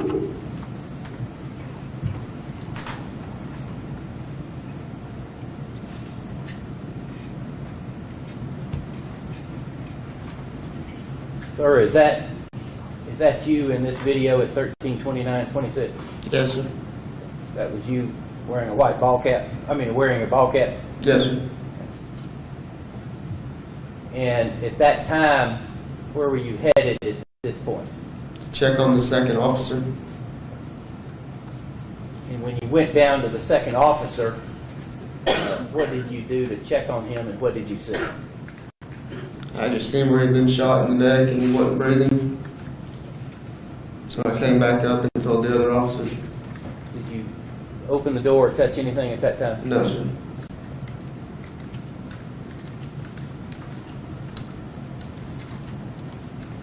That's all I had at this time, Judge. Turn the lights on, please. I'm going to cross-examine.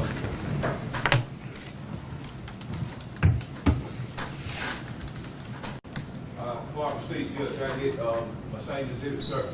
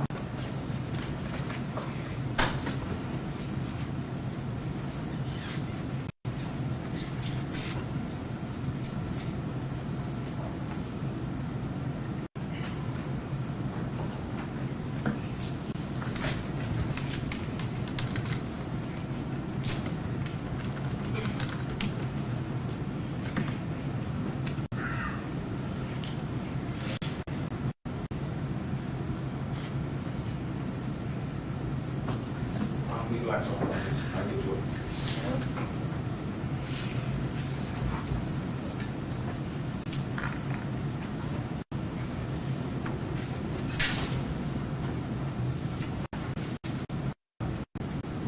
Morning, Mr. Holloway. Morning.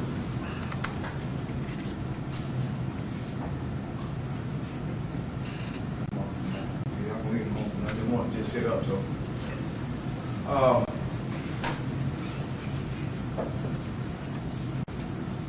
Ms. Holloway, when you was on the scene, did any officer get a written statement from you? No. Did anybody ask you to give them a written statement? No. Did they ask you to come to the police department and do a live interview and record you? No.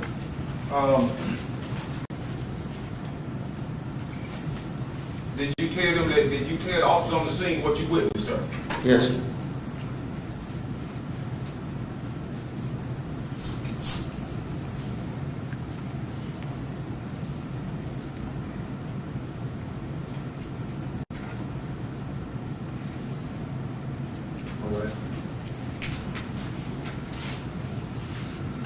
You did talk. Did you speak with an officer and any officer that got a written report from you?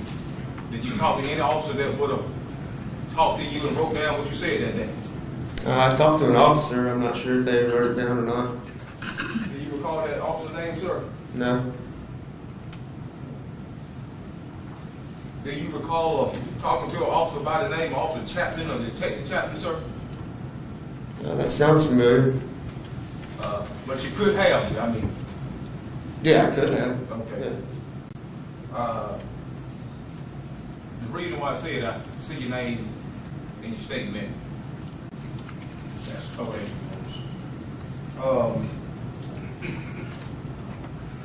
Do you recall telling the Officer Chaplin or Detective Chaplin that you saw a red vehicle on Sycamore Drive? Yes, sir. Okay. We'll cross over Sycamore. Yeah, crossover. Still down the light now, hit the lights and just don't have to come back up.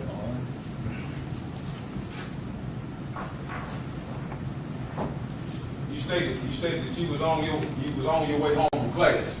Yeah. Okay. Sir, did you come to Sycamore Drive the same way this car going now, sir? Yes. Okay.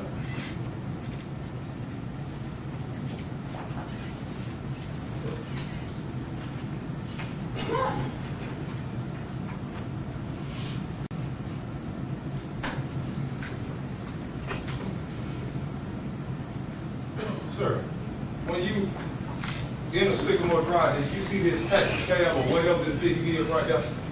They were behind me. Did you never did look behind you and see what behind? There was a couple vehicles. Okay. You just stated a couple vehicles were behind you. Yes. When you say couple, 1, 2, 3. I can't remember. It was like 3, maybe 4.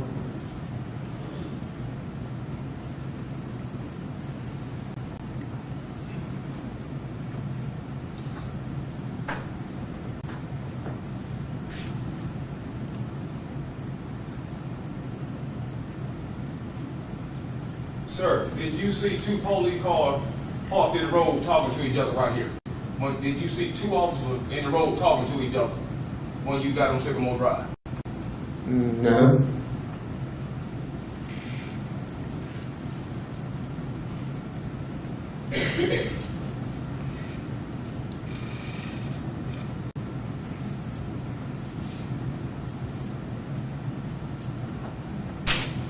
Did you see that red SUV coming out of this way? With Yes. the white arrow? Yes. You stated that the officer, that the SUV had to avoid that officer. Yes. What you mean that the SUV had to avoid the officer? Tried to block the SUV, and the SUV went around the officer. Okay, so the officer was coming this way.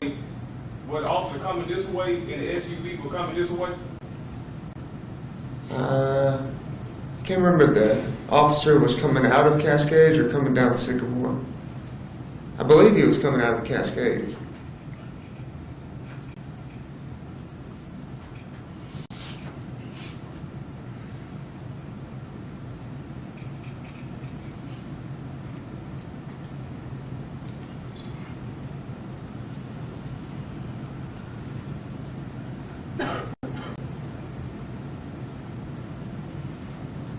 Okay. Now, when you say the SUV, the officer tried to block the SUV, they had to avoid. So, I mean, what did the SUV do? Went around the cop car. He went around the cop car, right? And that officer had to come around and get behind him, right? To get behind him? Yes.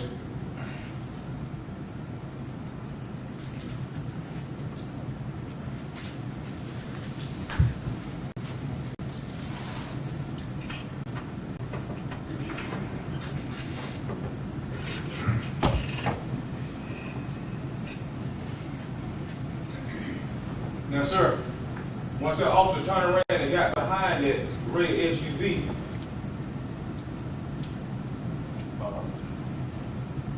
when the officer turned around and got behind the SUV, what did the officer do? I stopped where that left police car is. He stopped right there. Did they ask for the same as him? I need the picture.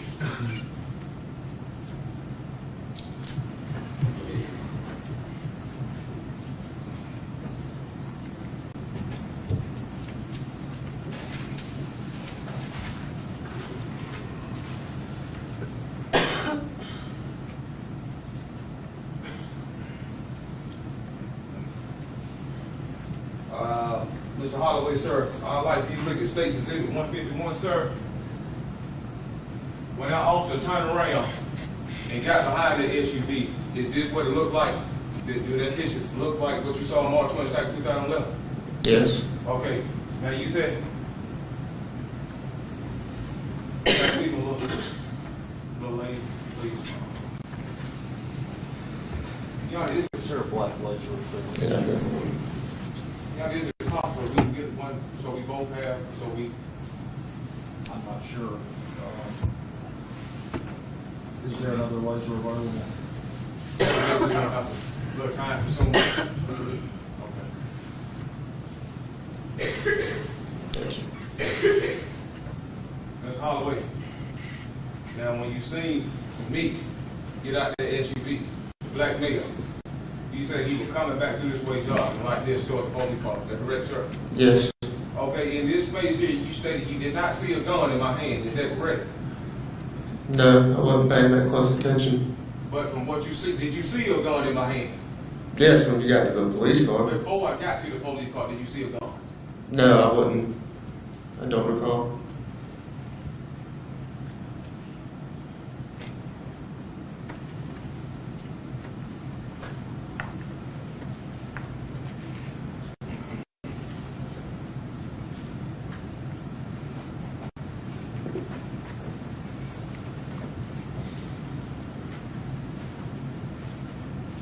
Okay.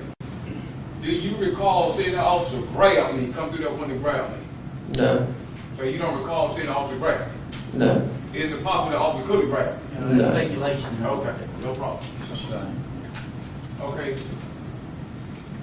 We can.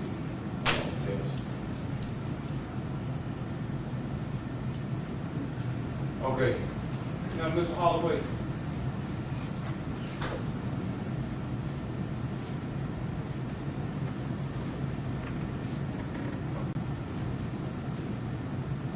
That police car right there. You stated that you saw me shoot the police in this car here, the first car. And you stated that I started coming down Sycamore Drive. Is that correct? Yes. Okay.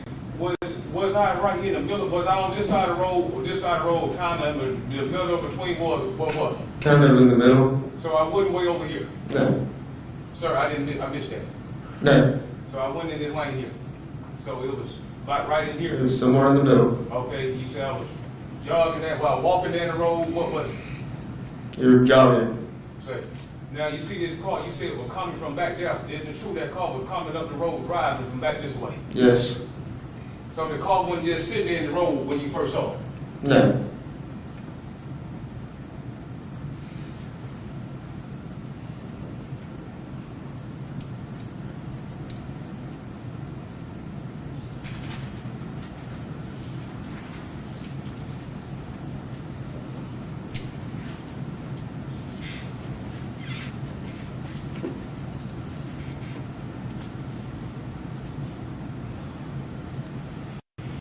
Sir, Now, you say you saw me shoot into that car. Yes. Did you see me run past that car and turn around and come back and shoot at me? No.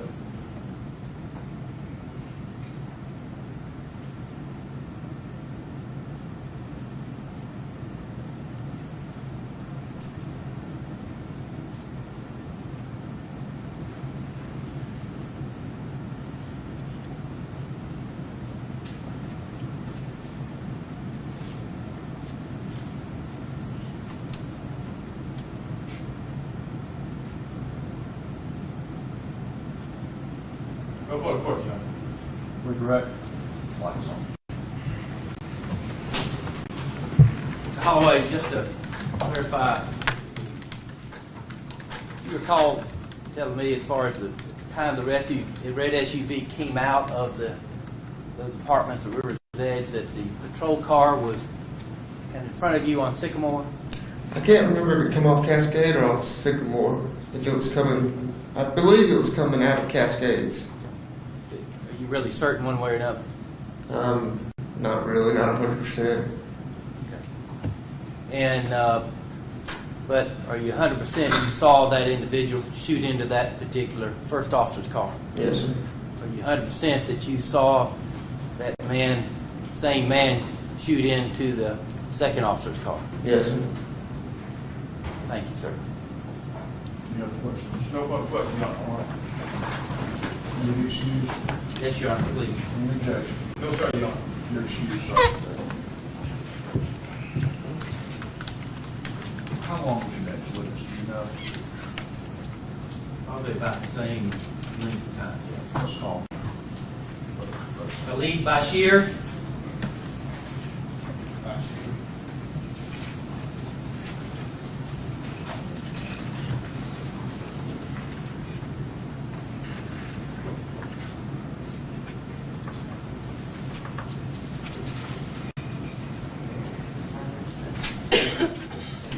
Exhibits, please.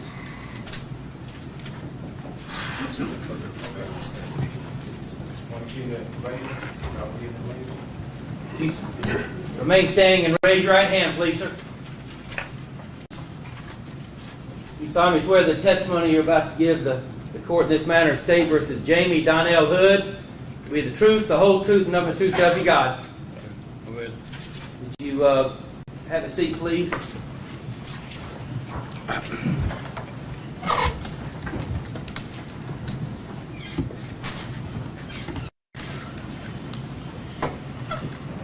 Would you state your name for the jury, please, and spell your first and last name for the court reporter?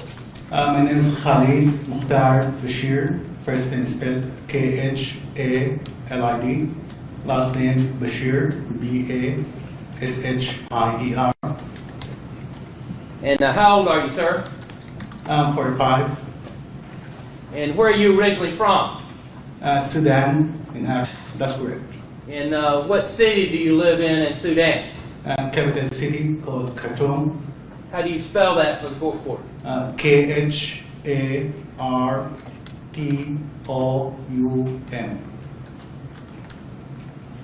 And did you travel from Sudan to come back here to testify? That's the case. And when did you arrive back in Athens, Georgia? About two days ago. On Saturday? That's correct. And about how long a flight was that? Total timing will be about 22 hours. And how many connecting flights, if there were any? Three. Now, you indicated that you grew up in Sudan, sir. And can you tell us a little bit about your educational background in Sudan? I graduated from medical school back home. Got my MD from Sudan. And when you say you got your medical degree, did you practice medicine in Sudan? That's the case, yeah. And were you a practicing physician and doctor over there in Sudan? That's correct. Was there any particular area that you practiced in, or did you practice general medicine? I'm a general practitioner. And at some point, did you come to the United States, sir? That's right. And when was that? That's in 2002. Came to the United States, sir. I came through a program called Diversity Visa, and it's called lottery. I got selected. That's how I got here. And when you came here, what was the purpose of you being here? My whole purpose is to take a United States medical license exam, and if I succeeded and became a doctor here in the United States, that's my full target. A doctor here in the United States, that's my full target. And can you tell us, if you will, when you first came here in 2002, where was it you lived in the United States, and what did you do? I was living in Virginia for 2008. Here in Athens, Georgia? That's correct. And did you study to take the exam to obtain your medical license here in the United States? That's correct. Have you been able to do that yet at all? I have done it. You have done it? Yeah. And are you authorized to practice medicine in the United States? Not yet. Okay. Now, if you will, why did you come to Athens around 2008, sir? Athens around 2008, sir. In order to work and study. And to study to take the exam? That's right. And what kind of work did you do? Was it in the medical field or in some other field? I was a taxi driver. Okay. Now, were you in Athens in March of 2011? That's right. And at that time, where were you living? 200 Sycamore Drive, apartment 911. And what's the name of those apartments, if you recall? River Edge. And were you living with anybody at that time? With my brother. And at that time, were you working anywhere? Still, at that time I was a taxi driver. For what particular company do you recall? 5 stars. And who owned that company? Hamad Nurain. How do you spell Noreen for the court reporter? Nourain. And at some point after 2011, did you leave Athens, Georgia, and the United States and go back home? That's right. And when was that? Left back home 8 months ago. And before that, I went there for about 1 year and a half. Okay. And so since you left 8 months ago, you've been in Sudan until you came back to testify here? That's right. Okay. Now let me go back, if I can, to Tuesday, March 22nd, 2011. Did you have an occasion to be on Sycamore Drive at the time of a shooting to witness a portion of that shooting? That's right. It's me and Hamad. He was giving me a ride back home because my car is broke, and I asked him to give me a ride to my place. And we were driving along the road, and we were ready to make a left on to Sycamore when we heard the first shot. Okay. And he was driving one of the vehicles? He was driving a Mazda, one of the nice 5-star. Do you remember the color of that at the time? It's black. And where were you positioned in the vehicle? Front passenger seat. Was anybody else in the vehicle besides you two? Just the two of us. And you said, as y'all were turning onto Sycamore, you heard a shot. Did you hear more than one at that time, or Just one. And what happened after that? Where did y'all proceed? We were not sure whether it's a shot or not. I mean, it could be a tire. I mean, we heard something loud, so we proceed on to Sycamore Drive in order to get to my apartment. Somewhere along Sycamore Drive, about 200 feet, 250 from road, we looked onto our left side, and we saw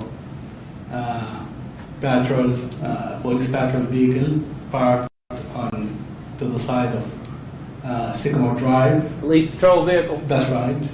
At the entrance of the first entrance of Cascade Apartments, which is across the street from where I live, which is River Edge.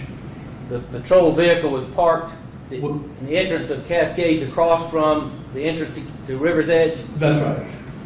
And we saw the suspect coming out and he has a coming out of a cash, went in front of the patrol vehicles which parked onto Sycamore Drive, and he was kind of hesitant whether to go down Sycamore Drive or come the other way along in order to go to Broad.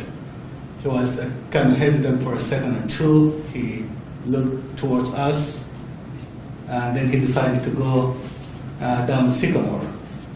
And he passed the parked vehicle, and he took a glance at the vehicle. By that time, he went past the vehicle by maybe 1 or 2 steps, and he noticed there's somebody sitting at the front seat. He stepped back maybe 1 feet or 1 step or half step, and he aimed and shot. And after that, he took off along Sycamore Drive, jogging sometimes and sometimes running, until he disappeared from my vision. And which way did he disappear off Sycamore? Toward the river, which is, I would say, towards south into Sycamore Drive. Did he appear to go all the way straight down Sycamore, or did he turn off to the left or right at some point? At the beginning, he was in the middle of the street, then he was leaning to his left. The individual, you said the suspect. That's right. Can you tell us basically, when you first saw that particular individual, what did he look like? And what was he wearing, if you recall? It's a black guy having a handgun on his right hand, wearing a white shirt with some stripes, blue short, barefooted, he wasn't wearing any shoes, very muscular, well built, short hair. That's what I recall so far. And if you saw that individual again, do you believe that you would recognize him? I'm sure. And would you look in the courtroom and see if you see the individual that you saw at that time that had the gun in his hand? Yeah, because he this guy. Did the record reflect he had pointed to the defendant? The record will reflect the witness as identified by the Yes. And when you say that he hesitated in the roadway there, can you tell the jury a little bit more about what you mean by that? Because when he gets onto Sycamore Drive, he was contemplating whether to go along Sycamore Drive, down Sycamore Drive, down to the river, or going up towards us, which will lead him towards Broad Street. So for a second or two, he wasn't sure which way to go. Then he decided to go down Sycamore. When he decided to go down Sycamore, the patrol vehicle was on his left side, so he came passing it on his left side.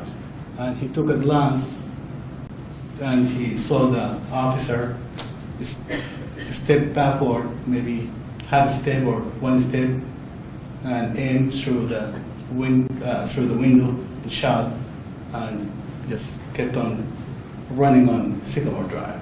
And from what you saw, you'd indicated that basically as he got to that patrol vehicle that was on Sycamore, that he took a step or 2 steps past the driver's window there? Yeah, he wasn't, it looks like he wasn't aware there's somebody inside the vehicle, so he decided to go down Sycamore. So he took 1 or 2 steps, then he saw the officer, and he stepped back, maybe one step or half step, shot, and proceed on to Sycamore. So after going past, After going past the vehicle, he stepped back. he stepped back and did what? Aimed that shot. Do you recall how many shots it was that you saw or heard? I'm not quite sure. The door to that patrol vehicle, was Was it opened at all in any way? No, it's closed. Did you see, could tell that officer did anything before he was shot? I just heard the shot, but I can't see what's going on because Yeah. I was kind of diagonal from his vehicle. Let me show you what's been introduced as State's Exhibit number 10.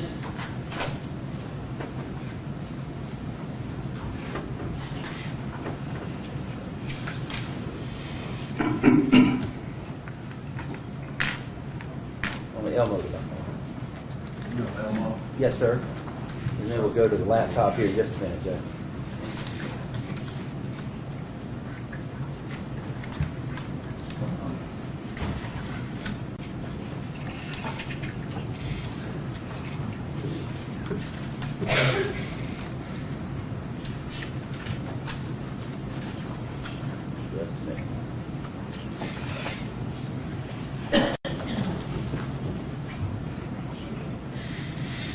Sir, do you recognize that as the area of Broad Street and Sycamore Drive coming down? That's right.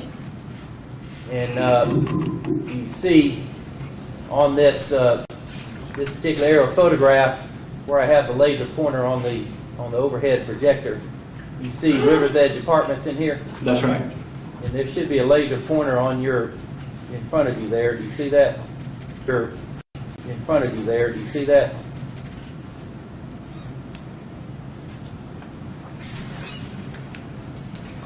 Can you show us in here where your apartment was? Right here. This is River. And where was your particular building? Can you tell in that particular aerial photograph? If I'm not mistaken, this one up here.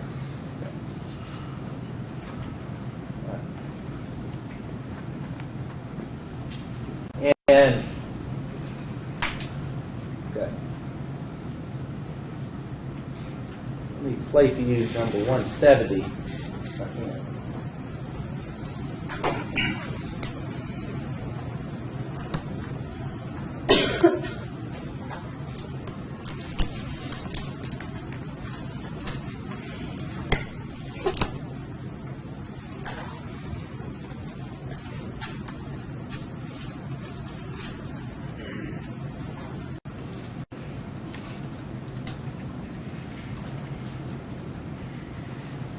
Pop up. It takes a minute. Okay.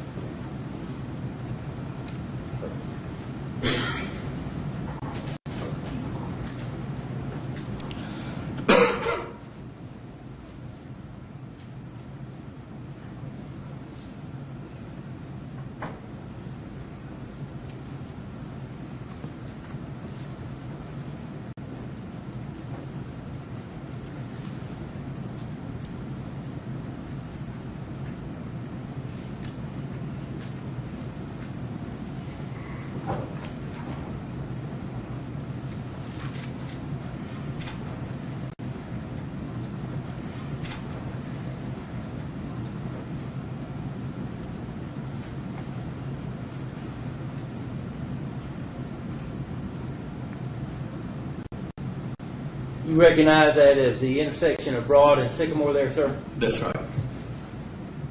And do you recall basically, if you do recall, about where y'all may have been when you first heard the first sounds that sounded like some sort of a... The intersection of Sycamore and Broad, somewhere. Okay. And y'all proceeded down... Sycamore Drive.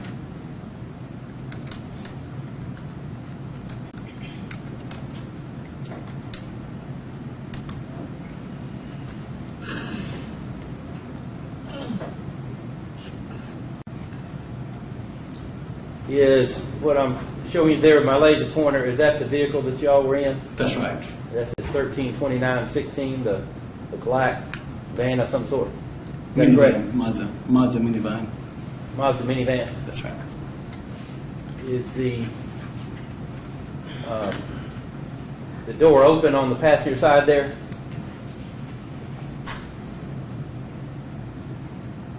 Can you tell? Yeah.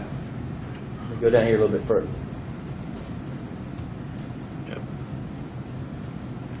Was that the door that you were opening at that point? That's right.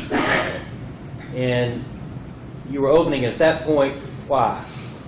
After the shooting already took place and the guy disappeared from the scene, so we just went to see what's going on and if we can give him help. Was that the approximate position of the vehicle at the time you saw the shooting where it's at this point? That's the exact position where we had. At this point? That's the exact position where we had.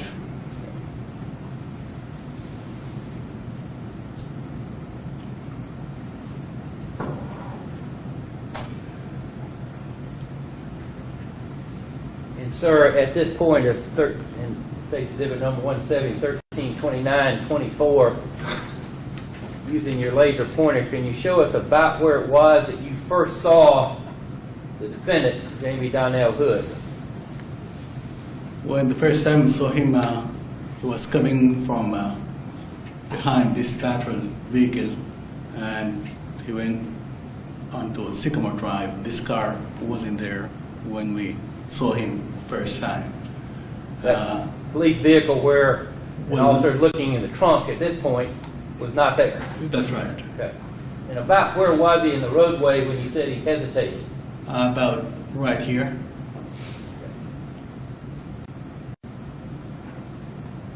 He was headed. He wasn't sure whether to go down Sycamore that way or to come towards us this way. As he hesitated, did he look y'all's way first and then down Sycamore? Did he look down Sycamore y'all's way and then back down Sycamore? He looked at us first, and then he decided to go the other way. And as he was he running somewhat in the middle of the roadway, to the left of the roadway, on the right side of the roadway? To the left of the right, along this way, to the left of the left of the center lane? a little bit away from the 7 lane. Yes. Thank you, sir.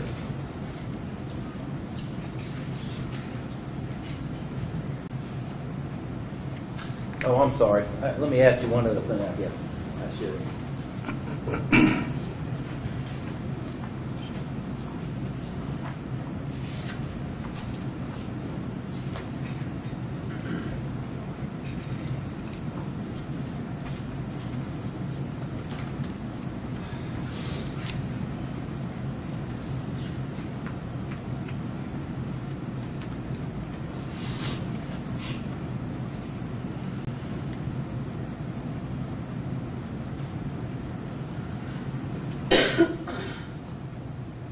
Right there, the individual in the video there at 13:29:53, is that you pointing down Sycamore? That's right.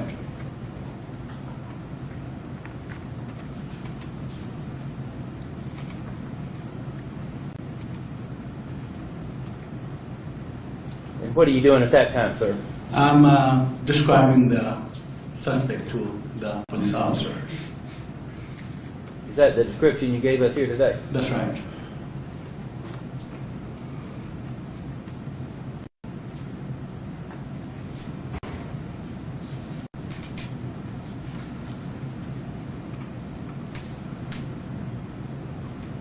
And this fella in the That's white shirt, That's Hamad Marine was driving the vehicle. and he's in this frame at 13:30:12. He is to your left and a little bit to the behind you. That's right. Got looks like black warm-ups and a white shirt. That's right.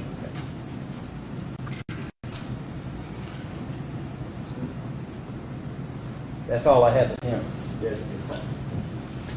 Turn the lights on, please. Come across the center. I'd like to get a State Exhibit 170, please, John.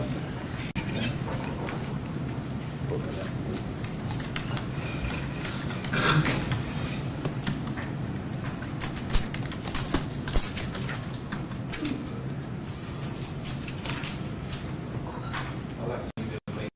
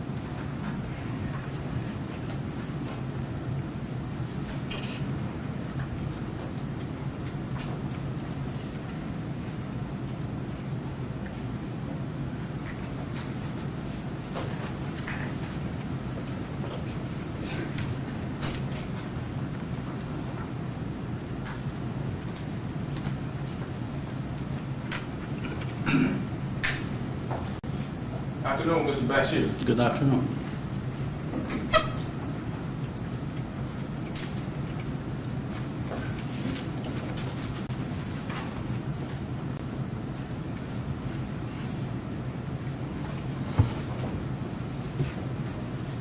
Mr. Bashir, how many different officers that you give written reports to about what you allegedly seen on Sycamore Drive on March 22nd, 2011, sir? I can't recall. Sir? You saying how many officers I gave the story I just gave? Yes, sir. I would say 2. Say 2. Yeah.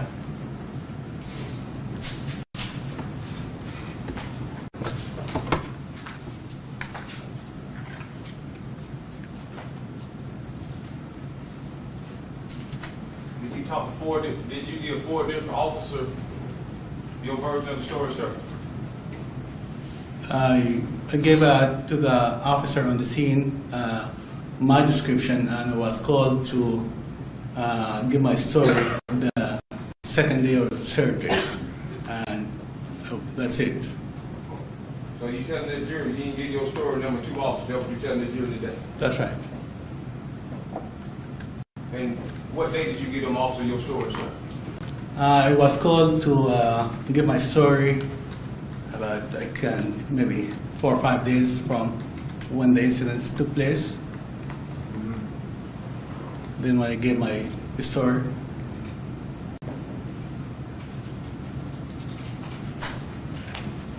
Did you talk to an officer Bowen that day and give him your story? I don't remember. Sir? I don't remember. Did you talk to a Detective Chapman or Officer Chapman about your story that day, sir? I might. I don't remember. Did you talk to a district attorney investigator by the name of Felicia Fortune? Did you talk to Felicia Fortune and give her your version of that story? I don't remember. No.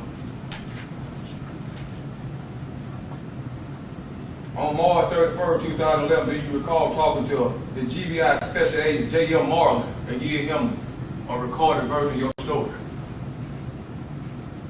I talked to different officers on when the event took place. It's not like giving the whole story. They just ask a few questions. What did you see? What did you saw? And that's all. And I was called 2, 3, 4 days after that to go down to 29 to an office there, right there, to give my full story. Okay, that interview was recorded, wasn't it? That's right.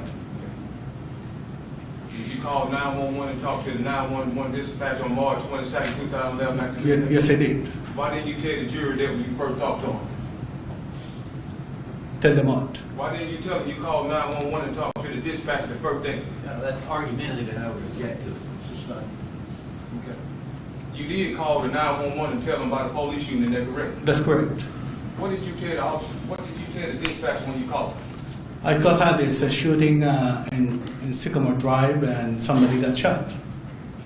But is it fair to say you didn't tell the jury that at first when he was talking to you? No, I did not. I didn't tell him that. Did you? I didn't recall to tell him that. All right, Mr. Bashir. Can I get the lights?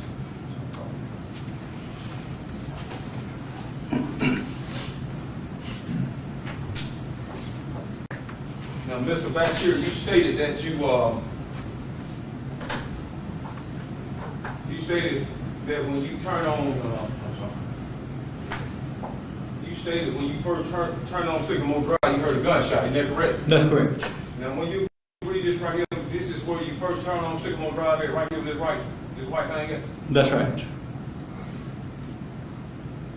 So then you heard the first gunshot at, that's what you told the jury, correct?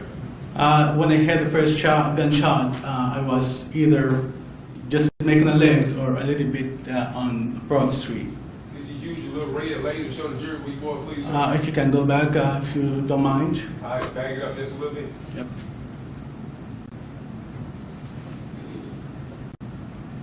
Okay. So we are either just ready to make a left on Sycamore Drive or maybe to right up here, somewhere around here, when we heard the first shot. So you heard the first shot when you were right here. That's right. When you agree that what that police shooting incident was a long way from there. I'm sorry? I said, when you agree, you said you heard the first shot right in here. That's right. When you agree with the police, when you saw them police cars, that's a long way from this spot where this thing is. It's not a long way. I mean, we were driving. Okay. So you heard the first gunshot. That's right. You hadn't seen no police cars in them, you heard that first gunshot. No, we did not. Okay.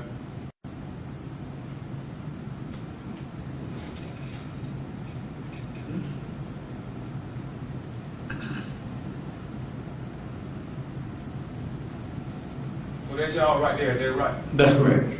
How far you think that car is away from these police cars? I would say about 25 feet, 25 feet. I thought you said you were 200, 250 feet while ago you justified. From Broad Street to where we at is 200 feet. How many y'all would be 25 feet, sir? How many what? How many y'all would 25 feet be? How many yards? Feet has I'm not quite sure. 5 yards, 10 yards, 20 yards, 40, 50, 100 yards. What we talking about when you say 25? I'm not quite sure because I can just imagine how far is 1 feet. Because back home. United States, you said 25 feet, didn't you? That's right. Okay, why you tell the jury 25 feet and you don't know what it is? I don't know what it is, but I don't know how to convert it into yards. Because a feet is just one step, that's a feet. And it's 25 of them steps, huh? That would be 25 steps. What you got on 12 inches, what you got 9, what you got on side 9, 12, what you Your Honor, got? that's argumentative and I was objecting. In 12 feet, 12 inches. Will 1 feet be 12 inches? 1 feet. Will 1 feet be 12 inches? 1 feet. How many inches in 1 feet? Yeah. How many? How many inches in 1 feet? 12. How many feet in 1 yard? I don't know. So you don't know what feet are in the American standard? Your Honor, that's an I argument. did. Same objection, Well, if you don't know how many feet it was, why you telling the jury that you were a certain amount of feet away from the shooting incident? That's argumentative as well. Just want to ask the question. You answer the best you I could. sustained it. See, my problem is he testified to stuff he don't know nothing about, and that misleads. That'll cause these people to convict me when he's sitting there saying stuff he Ask don't know nothing another about. question, please, without commentary.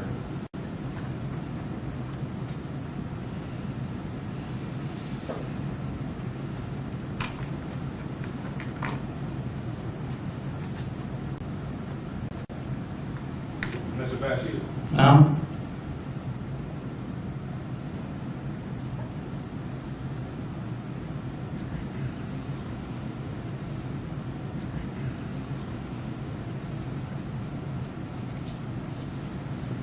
see that white truck right there? yes,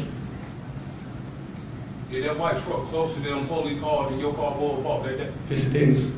When you think that white truck have a better view on them police cars than you had, Yes, yes, I will. how many feet that truck is away from them police cars? I would say 15 feet. But you agree it's closer to you? That's right. Okay. follow the camera.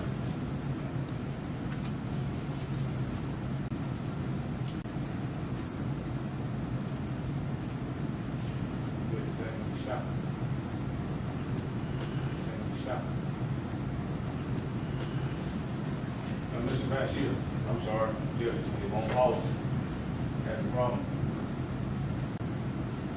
Now, what I want you to do, Mr. Basher, is this.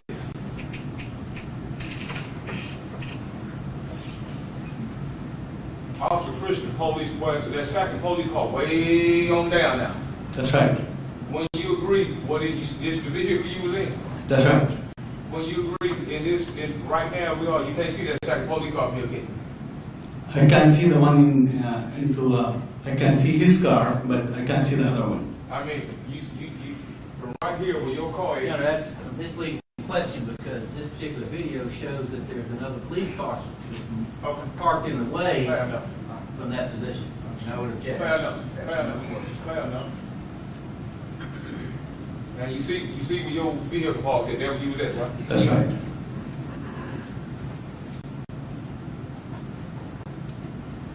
Now, that second police car right there, right? That's right. Okay. Now how far your vehicle was from that second police car? Say about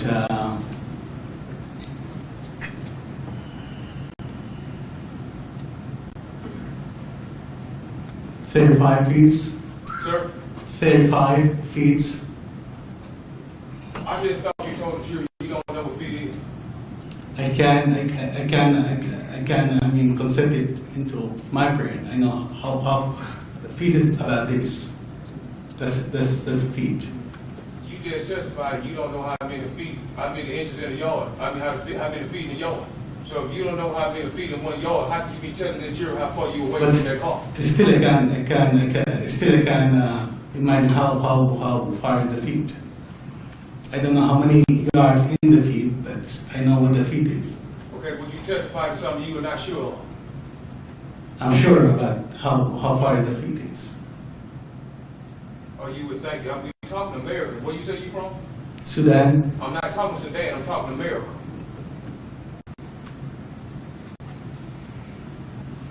Who your math teacher today? Your Honor, that's argumentative, and I would object. See, I just want to make sure you know math. And I sustain your objection. Ask another question.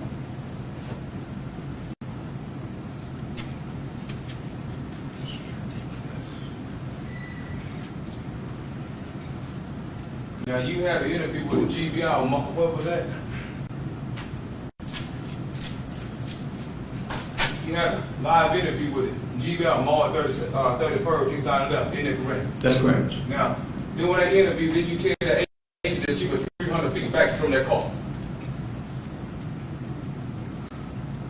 Yeah, 200 feet, 250, yes. Yeah. Did you tell her that you were 300 feet back from that car? That's right. Why are you telling you were 300 feet back and you don't know feet? That's my estimation. So you weren't sure? I'm not sure. So you telling them, you giving them information you don't know that about, you're not sure about when you tell the jury? I mean, when I give a figure, that's what in order for everybody to estimate a distance, you just make an estimate. So I estimated how far am I from when the shooting took place, and I figured out it's about 300 or 200 feet away. Okay. How much crack cocaine have you smoked that day? Your Honor, I would object, and I'd move not only to strike that and move it out of the record. That's inappropriate. That objection is sustained. I will make it very clear that type of question is Understand. absolutely You're inappropriate. right, I'm sorry, sir. You're right, I'm sorry. That's all right. The jury will be instructed to strike the I'm question. sorry, everybody. I'm sorry, I was wrong. And you may ask another question. Yes, sir.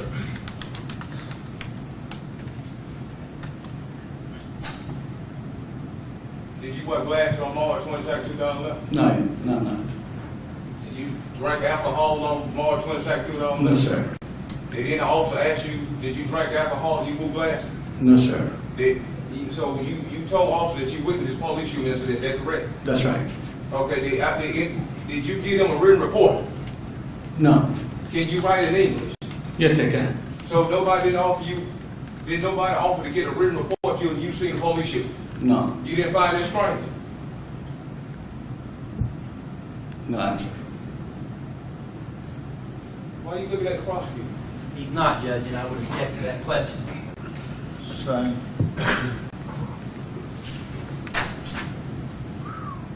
Did anybody offer you to go to the police station to get a report from you or record an interview of you? No. No. Why they did? Did you offer to go out there and tell them what you saw?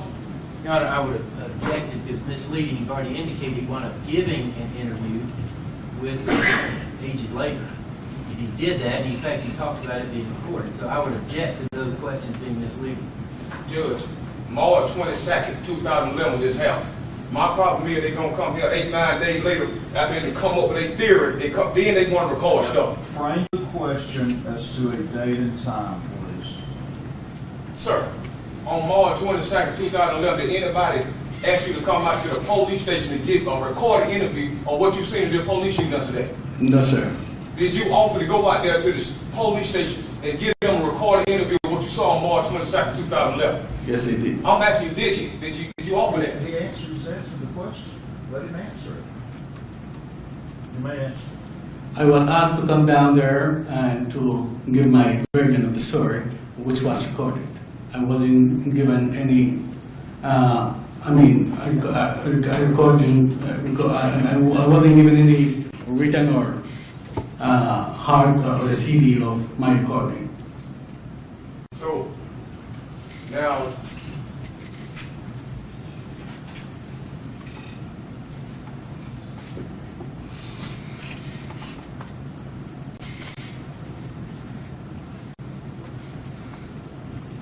Mr. Basher, before you saw the black male come out of Cascade apartment and run down Sycamore Drive, how many police cars did you see on Sycamore Drive? I saw just two. Just two. Just two. You didn't tell the agent that different, did you? I saw two. When you called 911 and talked to the operator about what you saw, what did you tell her? I don't remember. I really don't remember. I told her, I told her that there's a shooting, there's a guy shot the police officer, and that's about it. Yeah, may I play the 911 call? It's very short, so I can refresh his memory. I think there's a foundation matter, Judge, in order to deal with all I that. thought I just did. I asked him. He said he don't remember, so I'm just gonna refresh his memory. You have to lay a foundation for that. People so Mr. Thompson, right?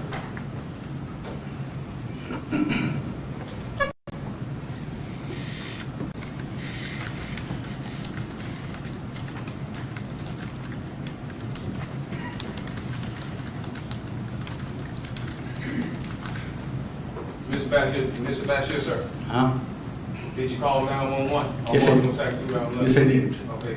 Could I get you to listen at this 911 call and ask, could you identify this call, what you heard or what you might have said, sir? Sure. Your Honor, please, the court now, please play this recording. 911. Your Honor, Lights on. so Lights.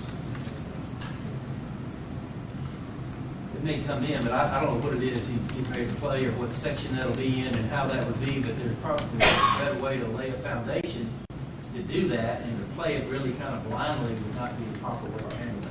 Here's what we're going to do. I'm going to ask the jury to go to the jury room. I'm going to make arrangements for your transportation to get here to take you to lunch.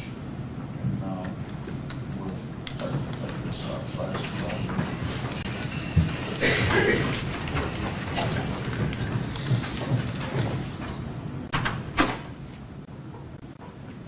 You have it ready?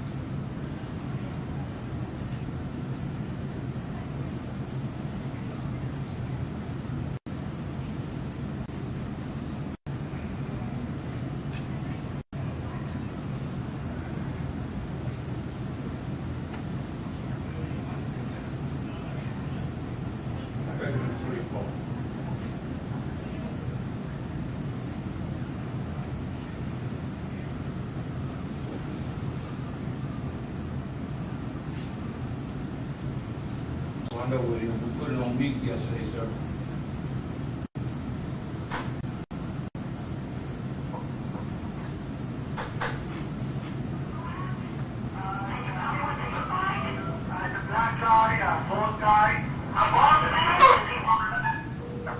Is that from your system? County 911. 911, I'm Sycamore Drive. I thought it was supposed to be on the speakers. I think it's coming out of that one. I know, I thought it was supposed to be. We can hear it. So it doesn't. Can Mr. Bashir hear it? County 911. Can you hear it? 911, I'm Sycamore Drive. There's still cabs on 1 and 2 of these. Yes, it is not. Okay, we're on Sycamore, sir. 911 Sycamore Drive. Sycamore Drive. Okay, is that the Meadowlands? The black guy, blonde guy. I'm on the Sycamore. You're still playing this proper scratch CD. He's a black, yeah. He's running down the street.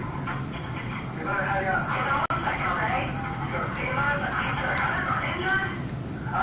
I can't go closer. He's running down the street. He's wearing a short pants, blue, and some kind of like a white shirt. Okay. A white shirt and what blue? Blue short pants. Short pants? Yeah. Hurry up.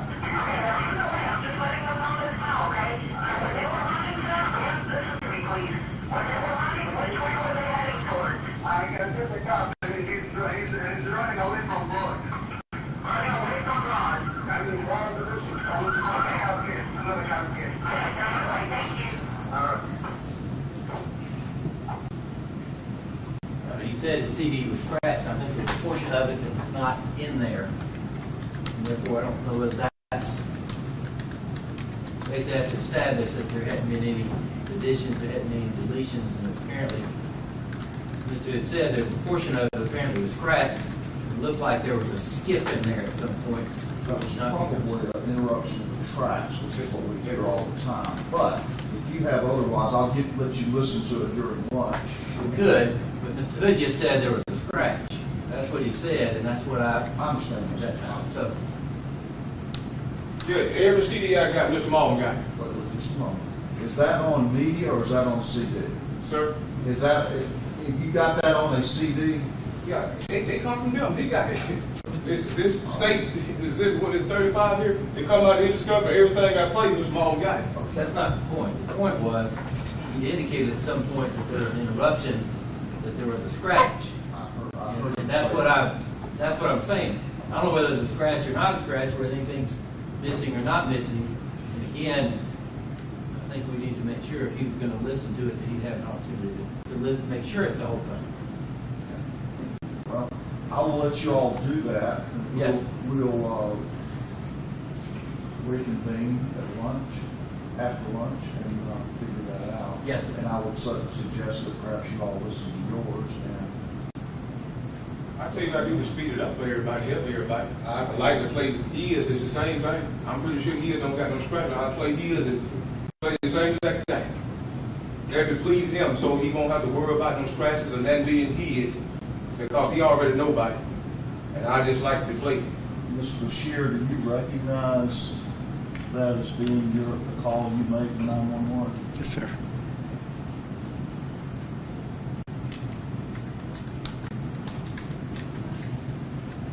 Anything else? No, Your Honor. So, we will come back at 1:45. I've got to take up an ex parte proceeding. We'll need to clear the courtroom for that. And if their transportation is here, just let me know and we'll stop for that. Mr. Shear, you can come down. We'll start back at 1:45. Okay, sure.